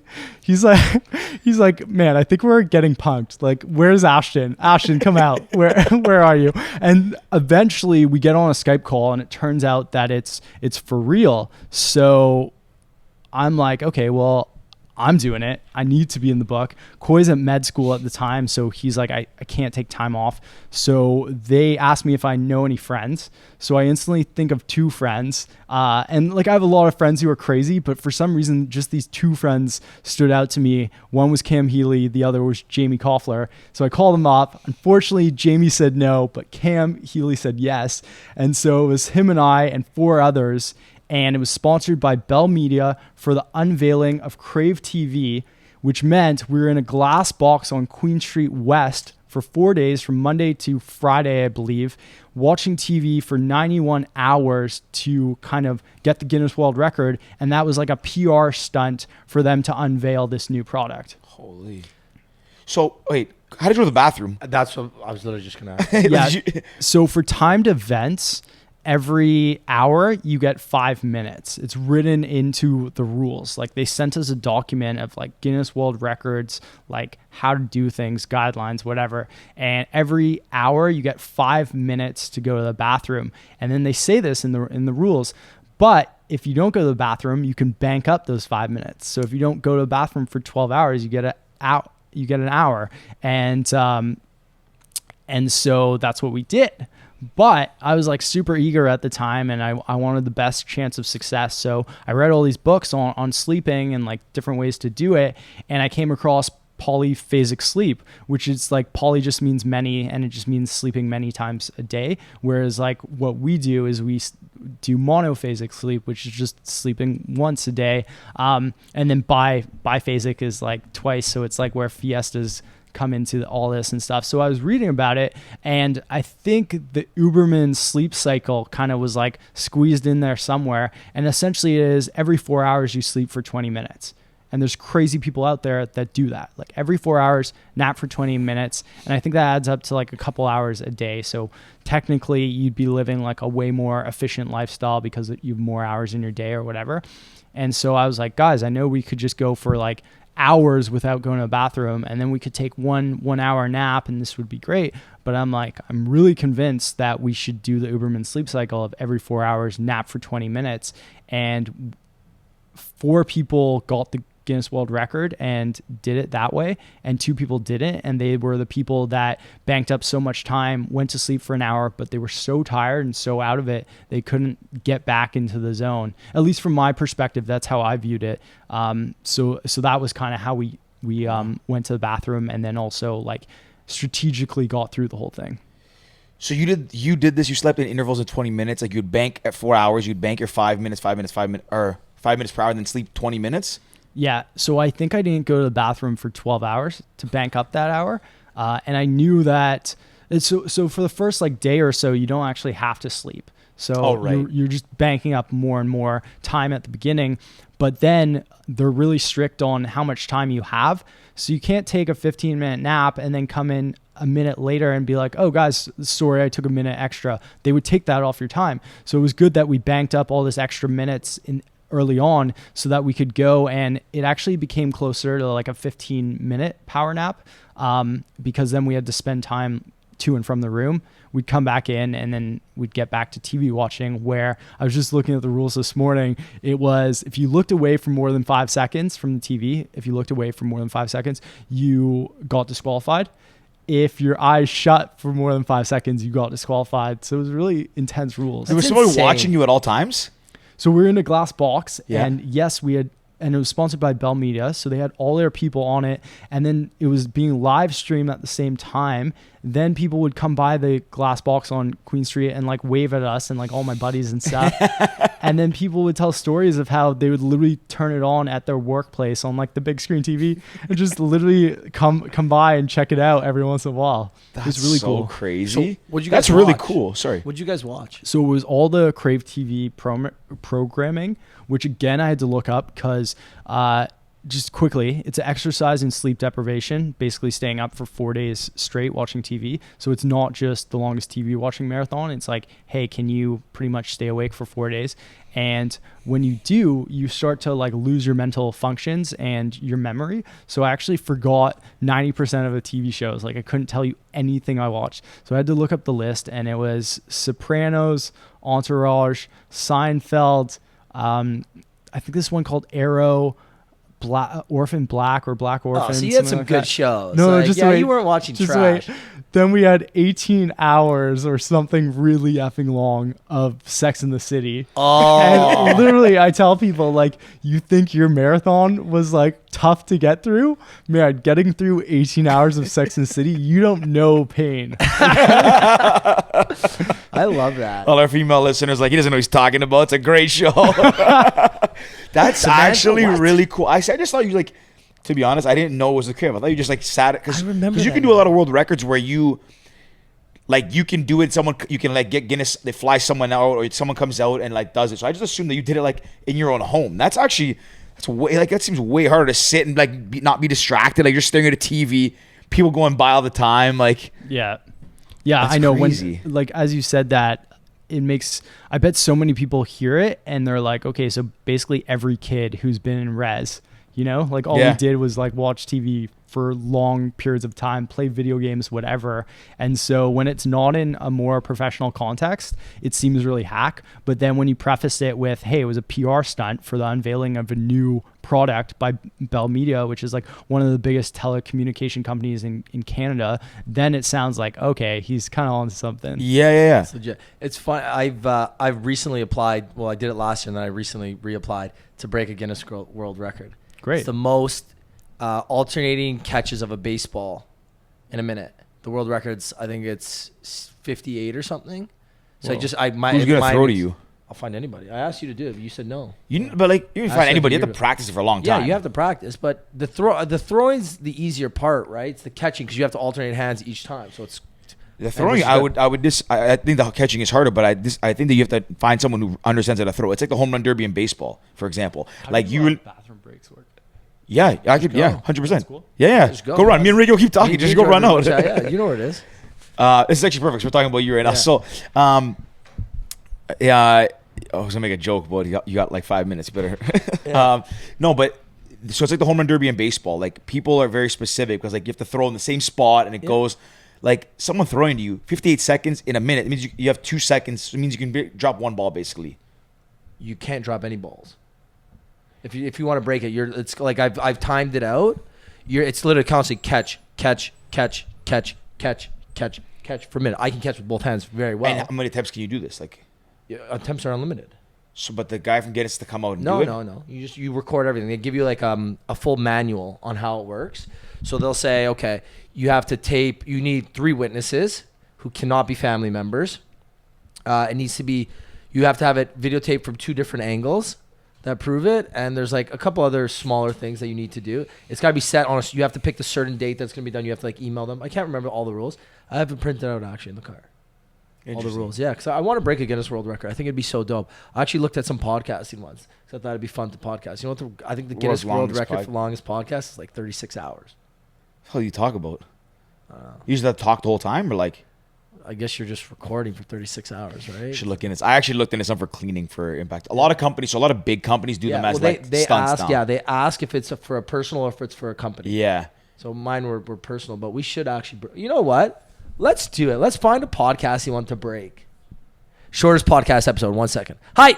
That's it. It probably exists already. You put this one down. That only keep yourselves in. I love it, man. This is so great that he's done this. I think that's really cool. Future guests, again, take notes, man. Blake has been so prepared with this. He's the first guest to come on. He's like references our episode, man. Yeah. Honestly, Like, Shout even out to the Blake. He's not here stories- right now. He'll be back in a minute. But He took a little bathroom break. But shout Yeah. out to him, man. He brought us these nice bottles of wine. He told us a story how you can't buy them at the LCBO, but he really liked it, so he actually ordered a box of them. yeah, And we don't even have a bottle opener in the studio, so I can't even drink it. we would Right have now. cracked them. Yeah, honestly, that's crazy though. That's pretty man, cool. I'm excited. We'll probably wrap up with Kilimanjaro. I want to ask about Boston. Perfect time. We want to get into Kilimanjaro. We'll get into Killing, then wrap up with Boston. So you're saying that you found it really tough, and like when I was talking about my experience too, and actually the only time we've really gotten into this topic, I mean, we've mentioned it a lot, but me and my sister did it. So me and my sister and my brother-in-law, and our episode with her, she was on early on the podcast. She Yeah, was actually, the I last listened to that episode. one. Yeah, she was the last So episode before COVID. So she's the reason we did it. Shout out Georgia, beast. She's like my sister Yeah. is the like. You're a spirit animal, right? Bro, she's fearless. She's crazy. Like, not only did we do Kilimanjaro in Africa, but then my brother-in-law left after Kili. Me and my sister went through. This couch squeaks so much, eh? I'm trying not to say. Sorry so to all our listeners. listeners, I don't 'cause, know if like, they can yeah, hear it's it or a not, lot. but it's driving me nuts. So not only did we climb Kilimanjaro, but then after me and her did like 2 weeks in Africa, so we basically went. We left Kilimanjaro. Namibia or whatever. Yeah, we went to Zambia, Zimbabwe. Okay, So cool. we went to Victoria Falls. Yeah. Swam to Devil's Pool, which is like sick. So you know what Devil's Pool is? Yeah, I'm familiar. Okay, so So which side is better? Like, doesn't it border two countries? Yeah, so we were in Zambia. You have to go. Oh shit, I can't remember now. And then there's Angel Pool, Angel Pool and Devil. Devil's Pool. So technically we didn't do Devil's Pool. We did Angel's Pool because we were there the last day that's legally allowed to go because Yeah. the water level gets so high that they don't allow it anymore. Yeah. So it was literally just me, my sister, and the guide. Usually it's like groups of 10 all day. No one was there but us. So we were literally sitting on the edge of this waterfall. Like, I look over, I have a picture of myself looking over the edge. Like, it's just a drop. Like, Yeah. it's one of the coolest things. But where I was going with this is that we did Kilimanjaro. Then we did that. Then she goes, I want to do bungee jumping at Victoria Falls. Cool. Which is also, she told me this the day before we went, that the rope snapped on this bridge 2 years prior. So I was like, sick. Thanks for telling me. Like, now I'm excited. So I went first because I'm like, if something happens to my sister, my dad will kill me anyways. Got to go first. So we did that. Then we went to Namibia, and she went skydiving in Namibia on this like shoddy plane. Like, anyways, that was all in a span of like 5 days maybe. Like, she's crazy. Yeah. But jumping back to Kilimanjaro is that she's the reason we did it. Probably the main reason we succeeded, because to your What point. route did you do? We did Lemosho. Is that? Does that ring a bell? Yeah, that's what we did too. Okay, cool. It's the main one. You go through the forest to begin. Like, it's 7 days you did? How many days did you do? So I think we did ours in 5 or 6. We did ours a day faster than the Okay, so 6. because we were just with like a powerhouse group. How many did you do it as a tour company, a guide? Like, how did Same tour company. When it was either you or your sister said the name. We're Top like something or top? yeah, Top Climbers Expeditions. or Something like that. Same Yeah. one? I was like, no Man, way. Come I love on. that you listen, Blake. It makes me so happy. Yeah. That's So crazy. my girlfriend actually booked everything on that trip, which is why if you ask me details, I probably won't know. That's like me. But- My sister planned it all. I couldn't tell you. I don't know anything about like all this stuff. Like, honestly, I just made sure I knew the route that I did, which was Lemosho, which, by the way, That's what we did. Yes, sir. You're it's right. so diverse. It's like Yep. every day is totally different. Like one day is like jungle or rainforest. The next Mm-hmm. is like Arctic tundra. The next day, like, I swear there was like palm trees sprouting out of like mountains. And I was like, this is the most surreal landscape I've ever seen. Is that with the palm trees you're talking about? That's the day where you climb up the wall. Yeah, I exactly, remember that. I was like, exactly. this is so bizarre. I didn't expect it to be the way it was. I didn't train, even though I do like mountaineering. I find it fascinating. I've read quite a few books on like the topic of various mountains. I thought Kayo was just gonna be like it's a giant rock mountain. But even the first day, you hike for like 8-9 hours, and you're going through like rainforest, and it's hot, and it's like it's really weird. And then it starts to get like more desolate, I guess. Yeah. Honestly, I thought it was really cool. I think I'd be easier doing it now. When did you do it? Yeah, Sorry. so when we were listening to your episode, we were so confused about when you went because Yeah. we went in February, which is like the peak time to do it. Okay. I'm pretty sure it's like dry season or like not cold. Yeah. And there's no snow anywhere or rain even. It's like so prime. We're listening to your story. I'm pretty sure you were talking about like rain and like walking on snow. Yeah. Yeah, we passed a glacier, but it was like way over. We never touched snow like at all. Really? So yeah, so I can't remember. Again, shout out to Georgia for planning this, but it's like what in one is the winter is like dry and cooler, and the summer's like wet. I'm mixing them up, but there's like a wet and dry and cold and wet. Anyways, I'm mixing them up. But I thought we weren't gonna have snow, and then we didn't really have any. So when we got to the Arctic tundra part, where you kind of go up and then you go back down to right before that wall, the Barranco wall. Okay. So it was like hailing a little bit. And that day, my sister actually, she always says that was her toughest day. Like I could tell she was like fading a bit. The altitude got her that day. So it was a bit of hail, but then it was fine the rest of the way until we got to like base camp, like the day before summit. And it was like wet, snowy, wind was going sideways. And then the rest of the way up was all snow for us. Wild. Yeah, it was, I still think it's one of the coolest things. It was very tough. The altitude really, really gets to you. Me and my brother-in-law would have quit. So how I describe it to people, because I don't think that the actual like act of like summiting and the altitude is that intense. It's more that we can't prepare for it. Mm-hmm. Like for an Ironman, it's easy for me to get on a bike, prepare for the bike ride. Well, okay, it's not easy. It's not easy. Let's just preface it. Sorry, he said it's easy to prepare for it. Yeah, it is easy to prepare for it. You prepare for it, so then when the preparation is not easy, it's easy to prepare. Yeah, and then when the challenge comes, I'm all ready for it and I can do it. Whereas this, I felt like I couldn't train for the altitude, especially in a way that I wanted to. So I was a complete beginner at it. Mm-hmm. And so no wonder I thought it was really challenging. Like I do need to preface and say that the physical component I thought was very easy. Like I have no problem hiking for 8 hours a day. Yeah. I'm totally into that. Like that's kind of what I live for.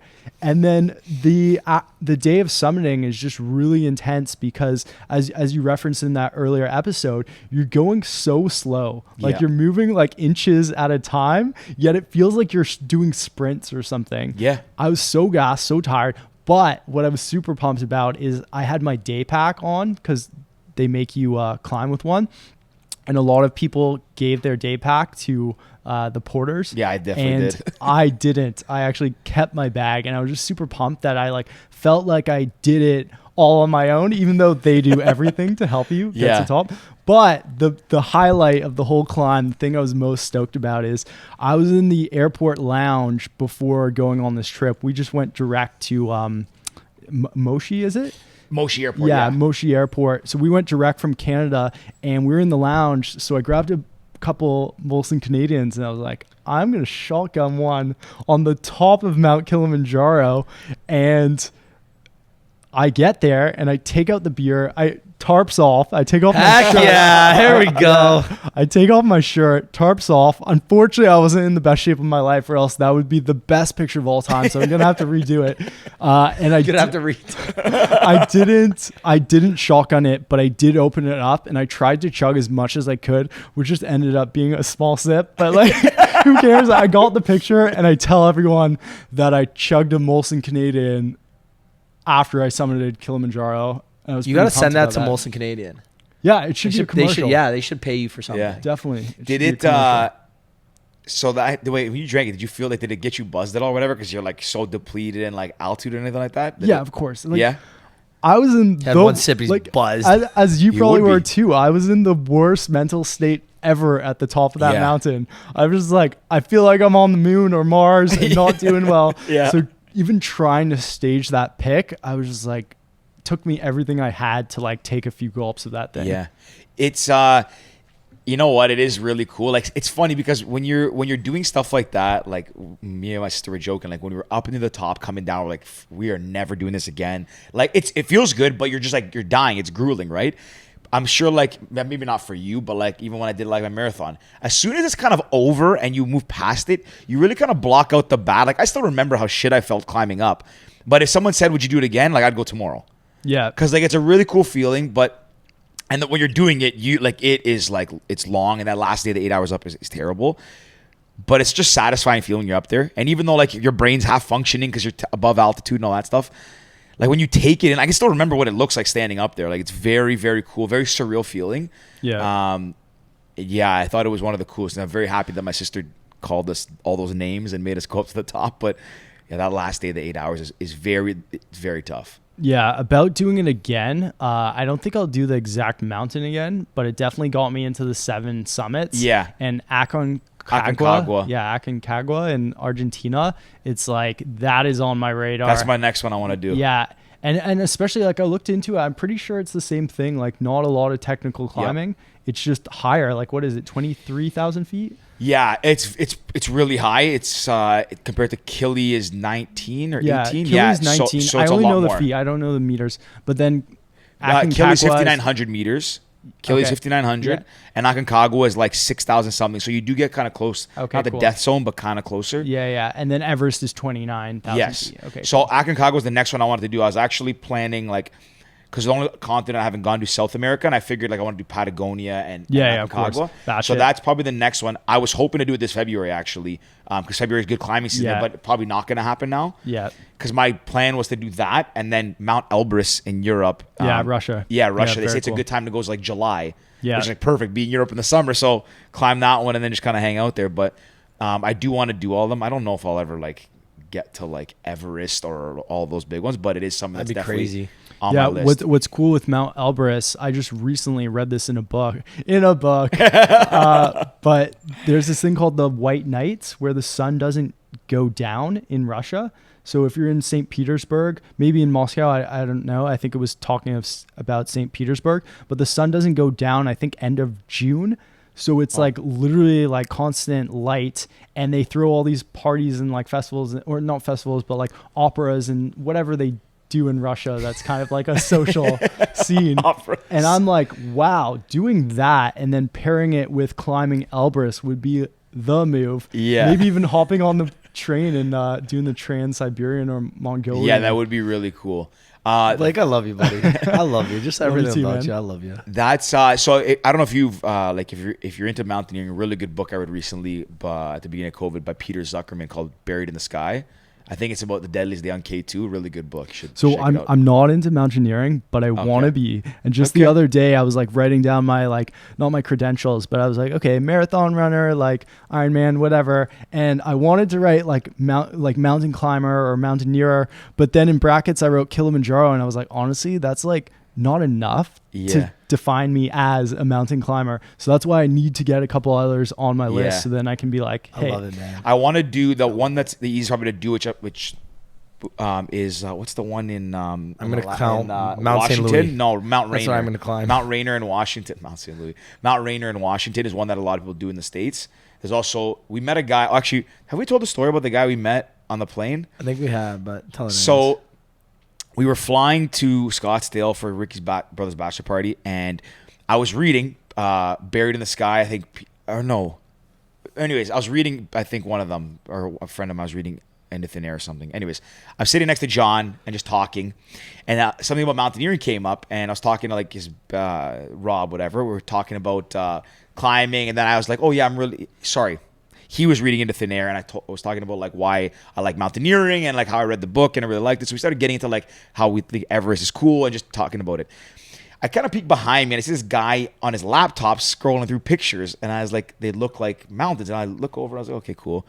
Keep talking. I look back. He's just another one. I was like, I'm like, is that Everest? He's like, yeah. I was like, is that you? He's like, yeah. So this guy actually climbed Everest, and we started shooting the shit. And his name, he's like, I'm Alan Mallory. And I was like, that name sounds so familiar. And he starts talking about how he's the first. So he climbed Everest with his sister and his dad. They have the world record for the first family, I think, to summit Everest together. But anyways, I kept asking him, like, your name Mallory. I'm like, why does that sound familiar? And he goes, I'm related to George Mallory. George Mallory is said to be, so the first person ever to summit Mount Everest is Edmund Hillary and Tenzing Norgay. Tenzing Norgay was a Sherpa. Edmund Hillary, they named the Hillary Step after him because that's like the last peak to get over. Cool. George Mallory was rumored to be the first guy ever, like 10 years before or something, or 20 years before, but he died on his descent, so there's no proof that he actually made it to the top. People believe he did because of the timelines, but they've never found his body or his camera. So this guy is, I guess, is like a grandson of his. So he was telling us a story and how they're still trying to find his body, and there's been searches and all this stuff, and they still can't find it.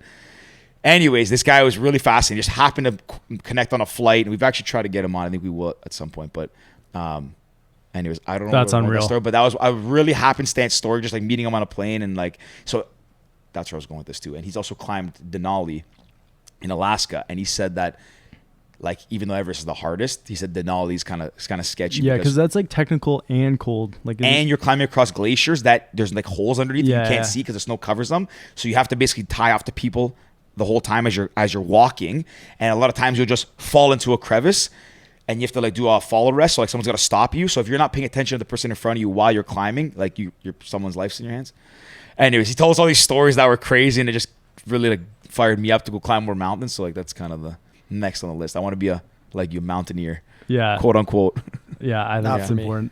Yeah, I'm gonna stay put on the flat ground. Rick's more like, let's just go to Ibiza and yeah.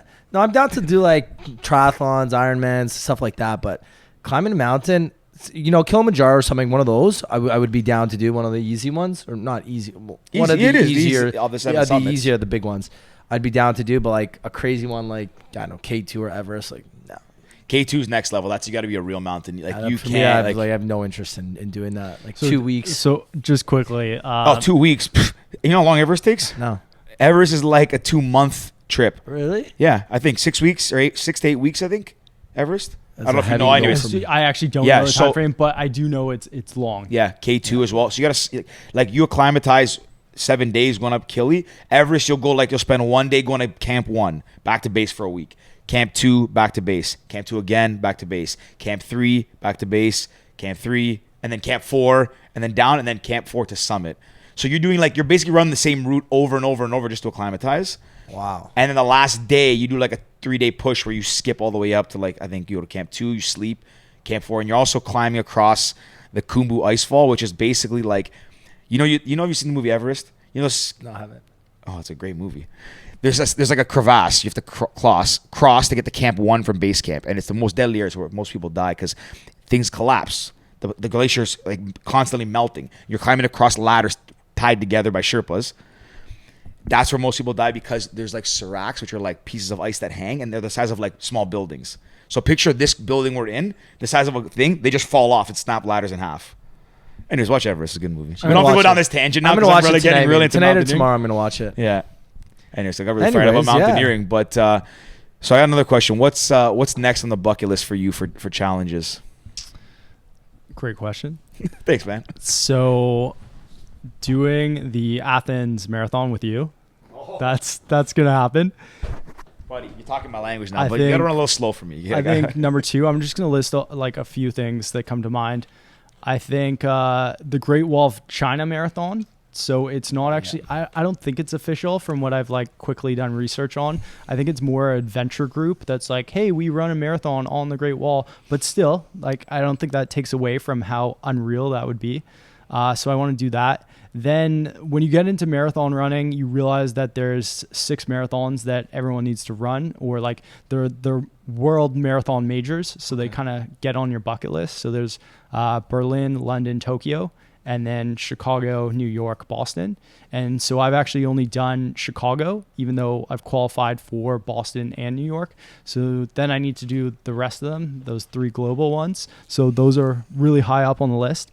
But then my all-time favorite thing, like in my mind, that's a challenge, and it's a bike ride. It's not a race or anything, but it's like my all-time focus. I've been wanting to do it for the last 5 years. I want to do a bike ride from the northeast of Scotland to the southwest of Scotland, and basically stop at all the Scotch distilleries on the way. It's a 700-kilometer bike ride, which isn't that bad. I recently just did a bike ride from Toronto to Mount Tremblant like earlier this year while COVID was happening, and we did 200 kilometers a day over 3 days to do 600 kilometers in 3 days. So 700 kilometers is not a crazy amount, and basically you just go across all of Scotland from the north to the south, from the east to the west, and you stop at all these sweet Scotch places, and then you finish on the island of Isla, I believe it's pronounced. Isla? It's ISLES, whatever it is. Or, AY, and people might yes, pronounce sorry, it like yes. Islay, but it's Yes. actually Isla, and that's where Lagavulin Distillery is, which is such a solid Scotch, Sick. as well as a bunch of other ones. And I just have that in my mind that I need to do that, and then I also need to buy a barrel, hopefully with some friends, and then go back in like 10 or 15 years when the barrel is ready, and then open it up and like have this Scotch party, and then like import it all back. So that's like the number one thing on my list right That now. is a pretty like. It's amazing. Yeah, I would never have thought of that. That's amazing. Wait, is that? But just like that would is that a thing? Like it's planned that bike ride is like a normal course people do, or you just thought of it yourself? Or like is it like No, it's not organized. I Okay. just thought of it, and then I went on Google Maps, like the Street View or whatever, and I literally Street Viewed the whole 700 Shut kilometers up. to make sure it wasn't like gravel road, and it was legit. There was only one segment, only one segment that was You sketchy. Google Street View a 700-kilometer route to see if there was any gravel roads. I'm really serious about this. How long did ride. it take you to do this? How long did it take you to like to watch? I Just a few hours. I screen recorded it while I was doing it so that I could like do it in like fast You can forward visualize through it, yeah. exactly, and like fast forwarded it so I could go through it in a matter of like seconds or minutes. So the screen recording was 45 minutes. Jesus, Man, dude, you're honestly very you're an impressive guy. Honestly, I knew this episode was going to be like this. Like crazy good stories. oh shit. Oh, sorry. I just want to ask something about the marathons too, because obviously we touched on the fact that you qualify for Boston. Before we just kind of end on that one, but Chicago, is that one you have to qualify, or can you just sign up for Chicago? So it's a lottery that I'm told the lottery is easier than other marathon races to kind of like get like, not like win because it doesn't really work like that, but to kind of become a participant through. But I actually did qualify for that. I think the cutoff was like 3 hours, 10 minutes or something like that. So I did qualify for. I love Chicago because like New York and maybe a handful of other big cities, it has a great food scene. And so after the race, we went to this burger place called Au Cheval, which I heard it's incredible. supposedly boasts the best burger in America. Yeah. And does that mean in the world? Who knows? But after the race, we literally just went there and ate burgers and had cocktails, and it was the greatest after marathon eating and drinking sesh. Chicago's one of my favorite cities, and we were gonna go to Cheval. I think when we were there, but every time I've been there, there's been a line, or we didn't end up going. So I always go to our trusty Shake Shack right by Grant Park. Staple. Close second. Shake Shack is the best. But of those six, what you wanna? No, I was going to go to Boston. Yeah, I want to Boston. But of the three you mentioned, Berlin, Tokyo, and what was that one? London.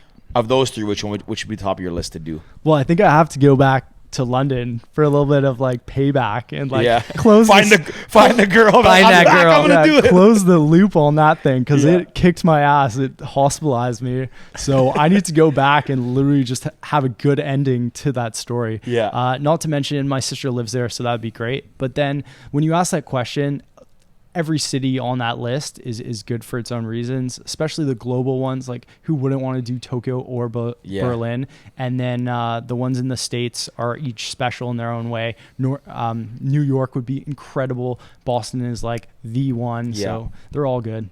And then on that note with Boston, Let's wrap it up with that. Yeah. Tell us about the Boston Marathon. Obviously, it's a little bit different this year given the circumstances, but tell us. Yeah, so this one was a very interesting one, which I feel like you guys would like because I know you're really family oriented. Like you have your moms and your brothers on the show and sister. Do you have a sister? No. Okay, cool. Just John, my boy. Happy birthday, John. Oh yeah. It's his, Happy it's birthday. not his birthday Birthday. when this comes out, but it's his birthday today. Oh, Yeah. cool. So- That's really great.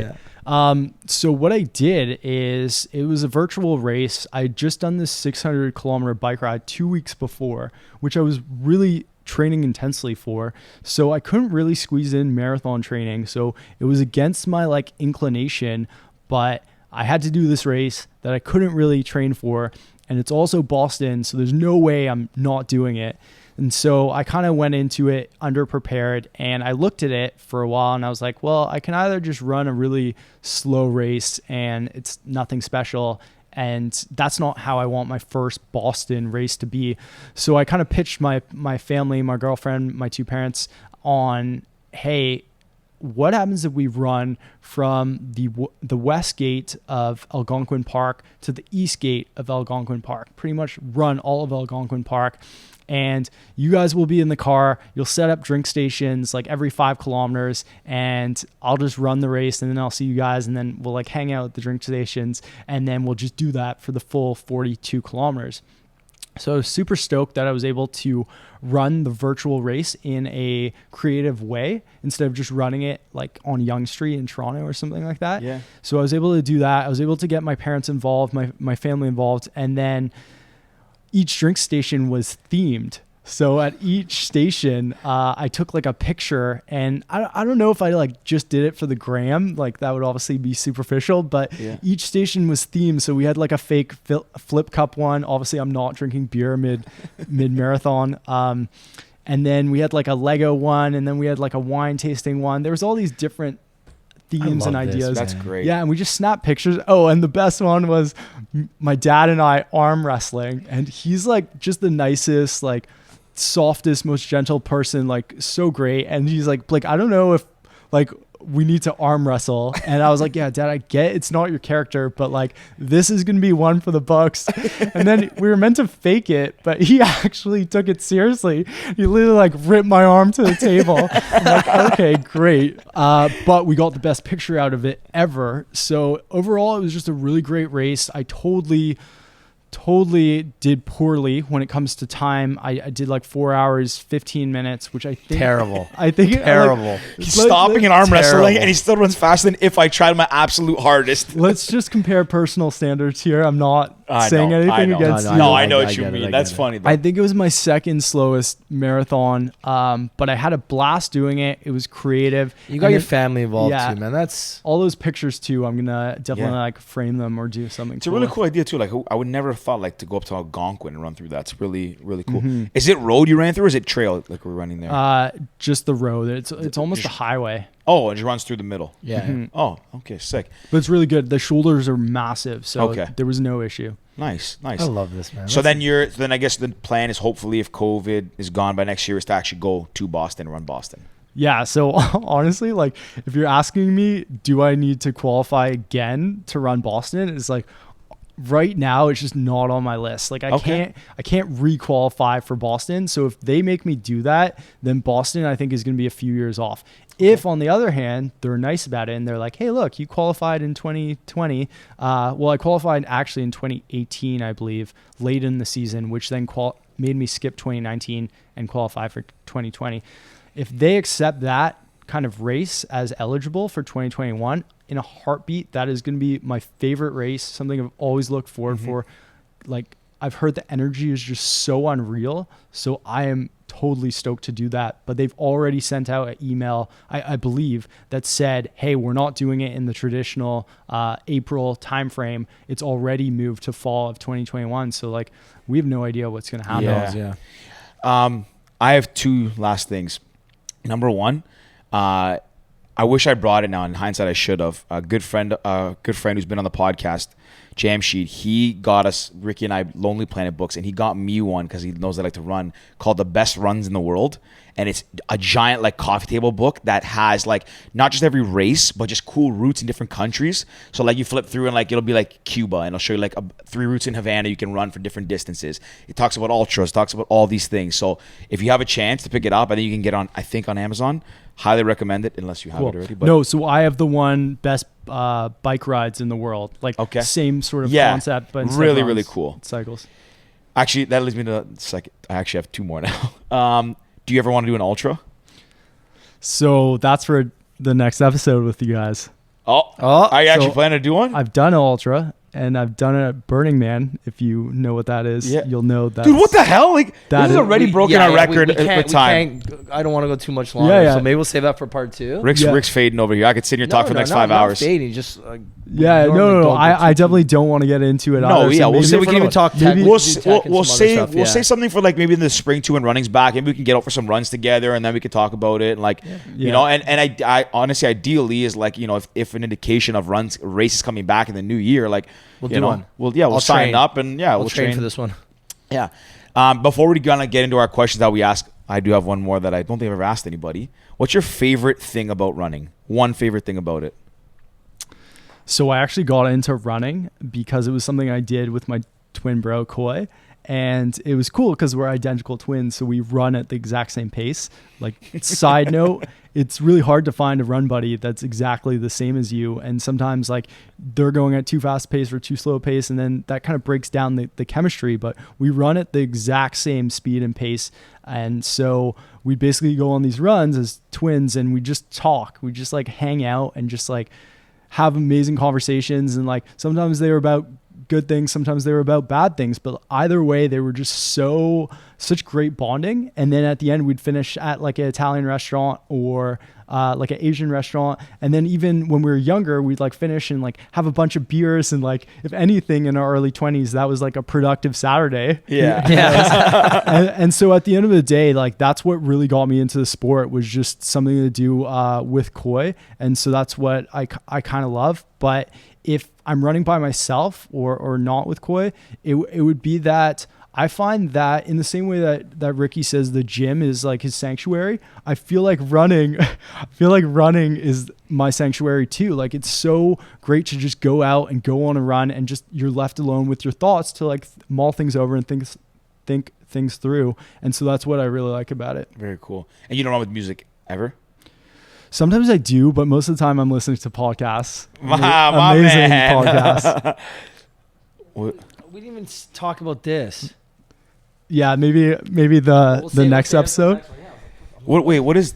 It's That's if you were gonna ask me for let's quickly get into this because this looks cool. So the Lobsterman Triathlon, third place. If you were gonna let me say what some of the best races I've done are, like my favorite triathlon, then that would be one of them, and that's called the Lobsterman Triathlon, and it happens in Maine. It's on the coast in the States, and basically you finish with a lobster bake, and there's full out like amazing seafood and amazing lobster. You pay like $30 for it, unlimited beers. Not even that's like a small thing on the list, but you're just eating this lobster, and I have a lobster bib on, and like all the butter's like all over my arms and stuff, and they're like, Blake Cronyn, and I'm like, what? Like, why are they saying my name? And turns out randomly I podium finished for my age group third place, and I like literally run up there because they had been saying my name for a while, and people are like, your bib, so I rip it off right before getting on stage. So that's sick. A little more professional. And that's what, like Olympic distance? Yeah, just Olympic. Just Olympic distance. Man, honestly, dude, you've done some cool shit. It fires me up. Like, I want to go for a run. Honestly, I was thinking, so two things I just realized now. One, I've saying lobster, I'm starving, so I'm going to go to food, but I'm actually going to go for a run today. Not a bad day. I'll go break in my alpha flies and see if I can beat one of your times, even if it's for 100 meters. Yeah. Honestly, this is great. Blake, thank you. I was hoping to touch 2 hours, to be honest. I knew this was going to be a long one. 2 hours anyways. With the intro and the last two questions, we'll touch 2 hours. Yeah, I was really hoping. Honestly, I was coming to this one. I was like, endurance athlete. We're going to make this one go long. And we probably could have gone another hour easily. Oh, easily. This has been a lot of fun, man. Yeah, honestly. I've really enjoyed it. We'll get you back on for another 100%. And you know what? I'm glad we got to do this because you are phenomenal. Obviously, you've listened to the questions before. You've listened to the episode, so I don't even need to give the spiel. We'll just get into it. If there was a movie about your life, who would you want to star as you?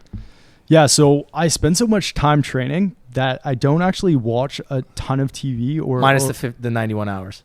Yeah, minus that, which is an ironic world record to win, in my opinion. And I had to fake it. But honestly, like, even though I've heard this question on the podcast, I would say for me, it doesn't really like appeal to me or relate to me as much because I don't watch tons of TV. Hence, I don't look at a specific like actor and be like, oh my God, like this person just like is me or whatever. But if I did have to answer that question, I would say two people. And the first one is my Bond fan inside me is just like Daniel Craig playing you. Oh, I like that. No one's given Daniel Craig that before. Would be the greatest thing ever. Like, if he was me, like, let's just say we took like a segment out of my life, like a Muskoka May 24 weekend, and Daniel Craig played me, and he's like, Blake Cronyn. Like, come on, that would be the best ever. That would be. But that is like kind of like, whatever. It's like, it's Bond. Like, I bet a lot of guys like would believe that too, or want that same character. I think the second guy that I really actually relate to and kind of have affinity for is Ryan Reynolds. That's what I was thinking for you, man. As Van Wilder. Okay. Best character in film, in my opinion. And that's why I would want him. I have that DVD. That's so funny. That reminds me a lot of like Western and like university days and everything. That was a good movie. Yeah. Really funny. So good. And Ryan Reynolds is also a beauty. He's honestly so underratedly funny, especially like in Deadpool. Oh, it's so funny. Yeah. Killer. Do you know, side note, Deadpool got shut down like twice. Before, like he pitched it to, I guess to whatever, Warner, whatever, one of those big movie producers, and they shut it down twice. And then it turns out to be the highest grossing X-rated movie of all times. Because it's X-rated, yeah. Wow. So he's like laughing at them because I think it beats. Ryan Reynolds pitched it though? Yeah, Deadpool's his. He owns it? No, he didn't own it, but it was his idea to do a Deadpool movie. Oh, really? Yeah, it was Ryan Reynolds. It's like his idea. So, because he played Deadpool and Wolverine. Yes, and then it kind of like... And that was like, it was a kind of like, it wasn't good. Yeah, but Deadpool is in the X-Men universe. Yeah. So he pitched it. It got shut down. Pitched it again, got shut down. Pitched it. Someone said yes. And it turned out to be the highest grossing X-rated movie of all times. And fun fact, I think it actually beat one of the X-Men movies that came out like a similar time. He also made a shitload on his tequila company. Yeah, but if you look He's at his a beauty. tweets, because I remember seeing an article about his tweets. Oh, I would love Ryan to Reynolds. Ryan Reynolds. Shawn Mendes, Ryan Reynolds. Those are like two big ones we got to get. Canadian studs. We'll get him. Yeah. So Georgie, if you could give one piece of advice to a young Blake, what would it be? Don't do that run at 7 a.m. after night of boozing. Exactly. So I think two things that I'm doing that worked really well for me, and I never really kind of looked at it that way, was racing is really important, not just in like, hey, I'm going to go out and run and like get physically fit, but it actually is so much more beneficial. And for me, it had a huge impact on my self-confidence and my self-worth. And I feel like I'm a little bit of a self-deprecating individual, aka like I listen to that negative self-talk a little bit more than I listen to the positive self-talk.